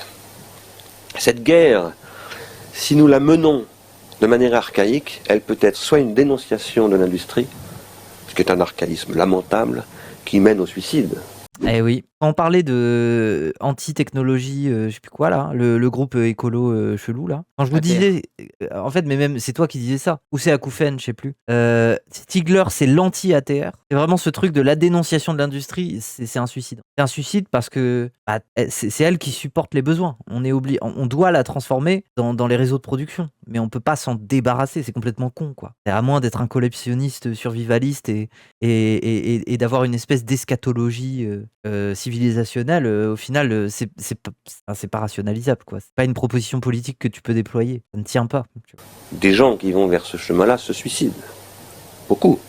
Il y a beaucoup de suicides à notre époque, y compris de grands intellectuels, de grands écrivains. Il y a de quoi d'ailleurs, parce que la vie est abominable, il faut le dire. Elle est magnifiquement passionnante, mais absolument abominable à proportion de ce magnifiquement passionnant qu'elle constitue. Et c'est dur, il faut avoir les nerfs solides. Moi, parfois, je me sens suicidaire. Je me dis, il vaudrait mieux en finir. Il s'est suicidé, pour info. Et je le dis devant une caméra, je le dis à celui qui me regarde en ce moment. Parce que je pense qu'il faut être fou pour ne pas être affecté par l'abomination. Il faut être un vrai porc pour ne pas souffrir de ce qu'il y a d'abominable dans notre monde. Mais néanmoins, je ne veux pas me suicider. J'ai des enfants, des petits-enfants, j'ai des amis. Je crois à la beauté du monde, de la nature, à la beauté des machines. Et je pense que si je suis là, c'est bien pour transformer le devenir en avenir et qu'il y a une voie. Je la connais peut-être pas, mais elle existe forcément quelque part. C'est ma responsabilité. Et c'est la mienne comme c'est celle de chacun. C'est une responsabilité esthétique, mais pas seulement esthétique. Parce que l'esthétique ne se sépare pas du conceptuel et de beaucoup d'autres choses, de l'économique, etc. Il y a un deuxième danger ce que j'appellerais une régression spiritualiste. Aïe. Quand je dis une régression spiritualiste, je ne veux pas dire du tout que le spiritualisme soit régressif en soi. Je pense qu'on va, effectivement, peut-être pas pour les mêmes raisons que Malraux, on va vers un regain spirituel, un renouveau du spirituel. Mais la tentation, c'est les régressions spiritualistes, c'est-à-dire les intégrismes, de toute nature. On dit toujours l'intégrisme musulman, mais il y a un intégrisme juif qui est largement aussi violent, et il y a un intégrisme chrétien. Stigler islamophobe, bah, il n'a pas une connaissance de l'islam très fine, mais pour regarder ses cours, il insiste toujours à dire... Moi, je me dis, ça va. Parce il insiste toujours, il est... En vrai, pas du tout. Mais oui, à chaque fois, quand il fait ses cours, il est toujours à dire « il ne faut pas enlever aux musulmans. Les musulmans ont inventé ça, ça, ça. On a tendance à les taper. Aujourd'hui, on tape sur les musulmans. Moi, je ne veux pas de ça. Non, je trouve que c'est les boucs émissaires. Il le dit, et... Il le disait avant même que le Rassemblement National fasse de très gros scores, hein, je rappelle. Hein. Bref. Il avait même une take ultra basée à l'époque sur le terrorisme. Ah ben je l'ai pas sa take. Mais... Ouais, si, de souvenir, il était vraiment basé sur la question de l'islamophobie. Il en parlait déjà avant oui. tout le monde, quoi. Oui. Enfin, tout le monde, les gens de gauche, on va dire. Après, il en parlait comme un blanc curieux, tu vois, comme quelqu'un qui connaît pas trop ce que c'est, mais qui voit à l'avance et par rapport aux conséquences qu'il y a aujourd'hui, en tant que blanc, j'entends, le trajectoire politique raciste qui est en train de se dessiner. Pour le coup, il a été lucide. Il y a une autre régression, qui est ce que j'aurais envie d'appeler le technoscientisme esthétique. Ah, les geeks ? Ah, les geeks, c'est pour vous, là. Se vendre esthétiquement aux entreprises, au marché de l'art, au développement techno-industriel. C'est une tentation de tout le temps. Moi-même, j'ai été beaucoup sollicité sur ce registre-là, et c'est très difficile d'y résister, parce que j'ai envie d'être tourné vers le devenir, et ce qui m'intéresse, c'est la science, c'est la technologie. J'ai envie de travailler avec les gens qui manipulent le génome. J'ai envie de travailler, et je l'ai fait, avec les gens qui développent l'intelligence artificielle. Et tout ça m'intéresse beaucoup. C'est là qu'est la nouvelle plasticité. C'est évident. Ça, vraiment, je pense Stigler, ça c'est une de ses forces quand même, faut le dire. C'est pas juste Jean-Michel Philosophe qui manipule des idées. Ce mec-là, il a été dans des labos et il s'est posé pendant des heures avec des spécialistes pour bien comprendre ce dont on parle. Et il se le figure pas en tant qu'abstraction. Ce mec, Stigler est capable de t'expliquer le fonctionnement d'une machine. Stigler est capable de t'expliquer où on en est dans la recherche en physique. Il se tient au courant. Et ça c'est important quand même, parce que bon, le problème du philosophe aussi, c'est que des fois, il est dans ses abstractions, et on lui dit oh les robots, il veut dire oh les robots, oui les robots comme dans le film, oui les robots, cette machine, haha. Oui, ok, mais on en est où dans la robotique en fait, de quoi on parle? Et pour le coup, Stigler, il a eu une rigueur à se dire vas-y, si je veux parler de science, si je veux parler de technique et tout, il va falloir que je m'attelle à comprendre où on en est. Eric Sardin est un imposteur. Mais non, mais pour moi, c'est pareil avec Enthoven. Enthoven qui a sorti son bouquin sur l'IA là récemment. Typiquement, Enthoven s'en bat les couilles d'aller voir dans un labo ou d'aller voir ce qui se fait en termes de recherche sur les LLM. Non, il va juste te dire ah oui, nous humains et le robot nous ressemble, mais jamais le robot n'est nous. Et blablabla, voilà, c'est de la fumette, quoi. Mais je veux dire que derrière ces questions, ce sont essentiellement des questions de narcissisme, c'est-à-dire d'esthétique qui sont posées. Le 21 avril a été pour moi un moment de très grand danger pour l'avenir de la France et pour moi-même. J'ai failli devenir fou. Ah ouais? Mais c'est quoi cette date-là? C'est quoi ça? J'ai eu une semaine, j'ai cru que j'allais déjanter. J'allais dans les rues comme un schizophrène. Je me voyais, je le faisais pas, mais je me voyais, je commençais à aborder les gens dans la rue et à leur raconter n'importe quoi. Le Pen au second tour. Ah oui, c'est ça. Ah mais oui. Oui, 2002. Il part de 2002, Le Pen au second tour, oui. Je me sentais partir dans le délire. Parce que j'avais senti venir ce truc-là. Ça faisait des années que je le sentais venir et que j'en avais une trouille bleue. Je me disais, on va rencontrer la catastrophe. T'inquiète pas, on y est encore. Hein. Une semaine avant que ce vote n'ait lieu, j'avais dit à mon épouse, qui disait oh, tout va bien se passer le 21 avril. Tout va bien se passer, ça ne voulait pas dire les socialistes ou le parti de Jacques Chirac va l'emporter. Non, ça voulait dire l'histoire de l'extrême droite, c'est réglé. Je lui ai dit, mais t'es complètement T'as pas les yeux en face des trous. Plus que jamais, c'est ça la question. Et malheureusement, ça a été le cas. 2 semaines après, le 21 avril, j'ai fait une conférence pour mon ami Sarkis, au musée de Lyon, musée d'art contemporain de Lyon, que j'ai dédié aux électeurs du Front National. 6 mois après, j'ai fait une conférence à Cerisy-la-Salle que j'ai dédiée au Front National. Et aujourd'hui même, je dédie ce que je te dis là aux électeurs, à mes amis électeurs du Front National. Je dis bien mes amis parce que moi, j'aime bien les porcs. Ah, mais il n'y a rien à dire. Oui. Ah oui, c'est ça. Même moi j'insulte Bob Le Gob sur Twitter, mais en vrai, j'ai de l'affection. C'est ça, j'aime bien les porcs, quoi. Comme ça. Je les comprends dans leur porritude, dans leur besoin de consommer 30 000 goodies. Oui, bah, je suis atteint du même problème. Hein. J'ai ce problème-là. Quand je scroll Vinted pour acheter 30 000 vêtements, je suis un porc, vous voulez dire, quoi. Race 404, oui, voilà, mes amis les porcs. Je suis porcin moi-même, fondamentalement. Nous sommes tous devenus, plus ou moins, des pauvres petits cochons, qu'en général on envoie à l'abattoir. Et les pauvres petits cochons doivent comprendre que le problème c'est le grand méchant loup. Mais que le grand méchant loup c'est pas comme dans les fables. On n'est plus des enfants, bien qu'on soit des pauvres petits cochons. Bien que notre maman cochonne nous ait dit « Allez les enfants, tirez-vous maintenant. Il est temps d'aller construire vos cabanes dans la forêt, mais attention au grand méchant loup. » Il est temps de devenir adulte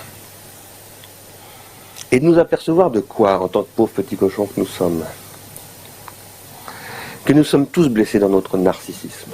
Et moi, désolé, je trouve que c'est une meilleure manière de penser la façon de pouvoir communiquer avec les électeurs du Rassemblement National que de dire les fâchés pas fachos. C'est que c'est la blessure narcissique. C'est la blessure narcissique et ce qui se construit autour de ça. Le retour d'un certain narcissisme dans le pacte racial. C'est plus intéressant à analyser comme ça que de dire « Oh, ils sont fâchés, pas fachos ». À savoir, ils sont pas racistes. Non, ils sont racistes parce qu'ils sont blessés narcissiquement et qui se reconstruisent dans le pacte racial, dans le « t'as à payer d'être blanc ». T'as à payer d'être blanc et je redeviens narcissique parce que blanc. Celui qui m'a donné à penser cette chose-là, tout à coup, avec une violence profonde, s'appelle Richard Durn, paix à son âme, qui s'est suicidé au début du mois d'avril, c'est-à-dire 3 semaines avant le vote du Front National, qui s'est jeté du haut d'un commissariat. Après avoir massacré une dizaine d'élus, paix à leur âme, qui représentaient, en principe, la République française à travers la commune de Nanterre. Qu'est-ce qui lui est arrivé à cet homme-là ? Et c'est pour ça que, en fait, la blessure narcissique, elle est intéressante parce que elle explique autant le vote raciste, trumpiste au Rassemblement National que le school shooter, que les incels qui font des tueries, en fait, c'est besoin une revanche, en fait, narcissique. Réhabiter le monde, refaire scandale, en fait, réexister de cette manière, de manière très violente. Bref. Moi, le concept que j'aime bien, ce sont des grenades dégoupillées. En fait, je le vois comme ça. Là où il dit, il y a plein de Richard Dune, en fait, moi, je vois les gens, des fois, leur frustration, c'est comme une grenade. Et il y a un moment, ils sont en mode tuc, puis la grenade dégoupille. Maintenant, vie ou mort, peu importe, c'est le dernier acte. C'est maintenant, it's showtime, baby. It's showtime, je vais marquer le coup, et ensuite basta. Prison à vie, suicide, peu importe. It's showtime. Il n'y a qu'à voir le film Bowling for Columbine de ce fantastique Michael Moore. Il n'y a qu'à lire les journaux. La violence est partout. C'est pas celle des sauvageons, contrairement à ce que pense Monsieur Chevènement et mon ami Régis Debray. C'est d'abord la violence de ce qui n'est pas simplement le grand méchant loup, mais la violence esthétique qui prive les gens de la possibilité même d'avoir ce que Freud appelait un narcissisme primaire. Freud distingue 2 modalités du narcissisme. Enfin, il en distingue plus que ça, mais il distingue d'abord ce qu'il appelle le narcissisme primaire, c'est-à-dire l'estime de soi. Pouvoir se regarder dans une glace, se dire « je suis peut-être pas un Apollon, mais finalement, j'ai une bonne gueule, quoi. Je suis quand même assez sympa. Il y a quelque chose, on peut m'aimer. La preuve, c'est que je m'aime un peu moi-même. » Et à partir du moment où je m'aime un peu moi-même, je peux aimer ma femme, mes gosses, les potes de mes gosses, les parents des potes de mes gosses. Puis finalement, j'aime tout le monde. Il est triste par Freud, mais les gens, Freud a créé une bifurcation dans la philosophie. Ce mec est philosophe, évidemment. Évidemment qu'il s'adapte à Freud, tu vois. L'époque est triste par Freud, bah oui. Je veux dire, le temps de cerveau disponible, la publicité, même la guerre culturelle. Comment t'imprègnes un inconscient? Comment tu le prépares à une proposition politique, tu vois? Comment Berlusconi va envahir les télévisions des Italiens? Toutes ces questions-là, mais c'est la bifurcation freudienne de l'inconscient, tout ça. Continent inexploré du cerveau, tu vois. C'est hyper important. Même Husserl, quand il pense la phénoménologie, c'est parce qu'il est confronté à ça. Il essaye de se confronter à la relativité de l'esprit. C'est la bifurcation majeure du XXe siècle, en fait. Qu'est-ce que vous voulez faire? Voilà, et c'est pour ça que, oui, à Freud, il y a beaucoup de choses à jeter, mais ça a été la conversion indépassable. Enfin, pas indépassable, mais incontournable, en fait, du XXe. Sans ce narcissisme qu'on appelle primaire, il n'y a pas d'estime de soi. Il n'y a même pas de constitution de l'ego. Alors il y a la folie. Si on est privé de ça, on est dans la psychose. Après, moi j'ai envie de dire ce passage-là, très AMV codé. Vous voyez les trucs genre en mode Deleuze avec des images de Berserk et tout. Vous prenez cet extrait, vous pouvez mettre des images de la haine, vous pouvez mettre plein de trucs, ça fonctionne. Constitution de l'ego, Oui, alors il y a la folie. Mais oui, on est d'accord. Oui, Si on est privé de ça, on est dans la psychose. On devient soit un grand paranoïaque, soit un grand schizophrène, c'est-à-dire soit on se rabat sur soi, on ne voit même plus les autres, ou on est coupé en deux, parce qu'on est coupé en deux. Ça, c'est ce que j'expliquais sur réflexion, pensée, c'est pas la même chose. La réflexion, c'est le pli, créer un autre soi, la dialectique intérieure et tout ça, c'est ça, c'est se scinder en deux, c'est ce qu'il veut dire là. Ouais. Le truc là, quelqu'un qui disait le film Chute libre, mais même en vrai, tu peux le voir, la traduction que fait Stigler, t'es pas forcément obligé de le penser comme le mec qui pète un plomb. Tu peux aussi le penser au mec qui se détruit à l'alcool, qui se détruit Ah oui, la violence, c'est sur soi ou sur les autres. Hein, voilà, qui fait un suicide ou qui se détruit. En fait, c'est ça, faut vraiment le comprendre, c'est que pourquoi à l'heure actuelle, on est dans une société où il y a énormément de taux de dépression et de consommation d'antidépressifs, bah c'est un peu cette réponse-là, quoi. Enfin, en tout cas, ça traduit ça. Ouais, une violence narcissique, oui. L'exploitation industrielle de l'esthétique, la privation des consommateurs du droit de définir ce qu'ils aiment, du devoir même de définir ce qu'ils aiment, parce que l'industrie a tout piqué au niveau de l'énergie libidinale, c'est-à-dire du narcissisme, ça conduit à la fabrication en série des criminels. Non pas simplement des chewing-gums Hollywood, non pas simplement des Badim, non pas simplement des chaussures Nike, mais des tueurs en série. Produire en série des tueurs en série. Et oui, et c'est ça le lien entre le pacte racial et les tueurs en série. En fait, c'est pour ça que c'est en Amérique qu'on a les plus grands fous du bus, qui font des tueries de masse ou qui deviennent les plus grands tueurs en série, parce que c'est au cœur du paradis, c'est au cœur de là où se trouve l'industrie et la réflexion esthétique de consommation que des frustrés narcissiques explosent la beauté ou la tranquillité du paradis même. Je le vois comme ça, moi, tu vois. C'est parce que c'est le paradis, et c'est parce que c'est le paradis où on y applique tout ce gain industriel, toute cette industrie, que c'est là qu'on va avoir les plus grosses coming out frustrés narcissiques.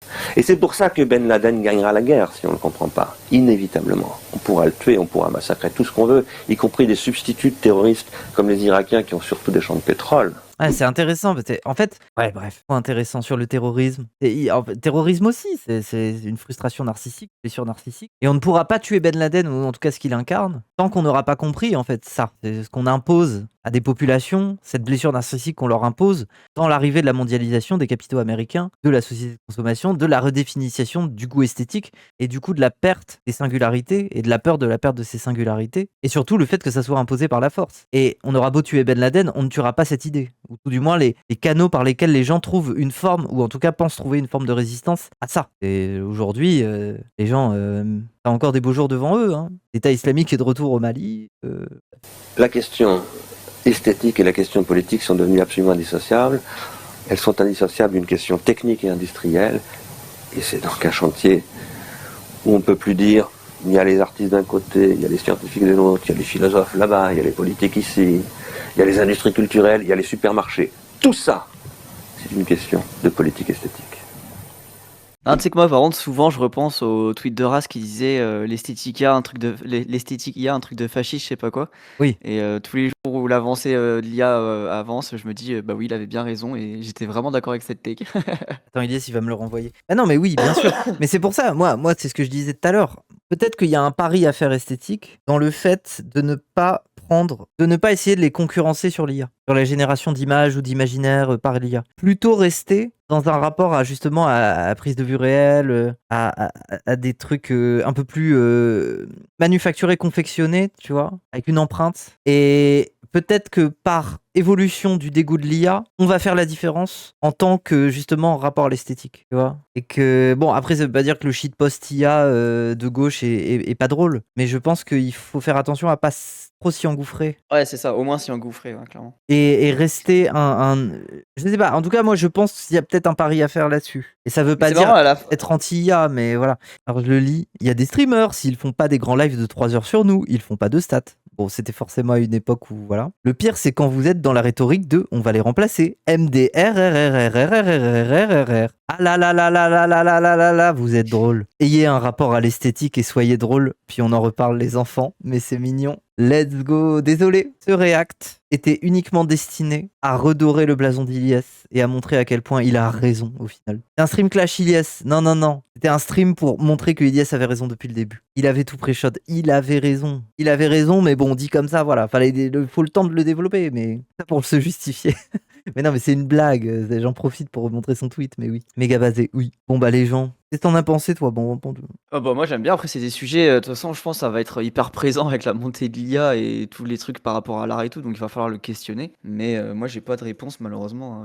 C'est tellement vaste, tellement... Tu sais, c'est des sujets qui sont... Toi comme il dit, hein, c'est des questions fondamentales de la philosophie, mais voilà, qu'est-ce que le beau, qu'est-ce que le bon et compagnie, c'est des questions, bon je sais même pas si on aura une réponse claire et distincte.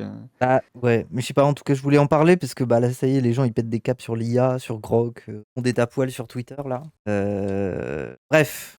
Non mais Raz, ah là là, Raz qui est en mode, je dis des trucs philo pas clairs, la désillusion. Parfois oui, et tu as raison, je suis pas clair, mais c'est parce que je le digère. Mais là justement, on vient de faire un réact qui était... Regarde, les gens du chat, ils ont tout compris. Dites que vous avez tout compris pour le patron, parce qu'après il va me dire, c'est une merde, tu dis des trucs, c'est pas clair. Là c'était clair, oui, voilà, c'est un peu plus clair, quoi. À 90%, voilà, mais comme c'est au-dessus de la plupart des cours de philo, désolé. Pour montrer que vous avez compris, oui. Il y a ce truc malheureux aussi où la philo s'est retrouvée enfermée dans l'université et ça c'est un vrai désastre, hein. Oui, mais c'est pour ça que Stigler il est cool. Bah, oui, Stigler il a ce côté touche à tout, ex-braqueur, le mec a fait de la zonze. Et forcément, en fait, il y a un truc de classe en lui qui fait qu'il se fait pas avoir, tu vois. Je le vois comme ça. Et il se fait pas avoir par les dorures académiciennes, quoi. Clairement.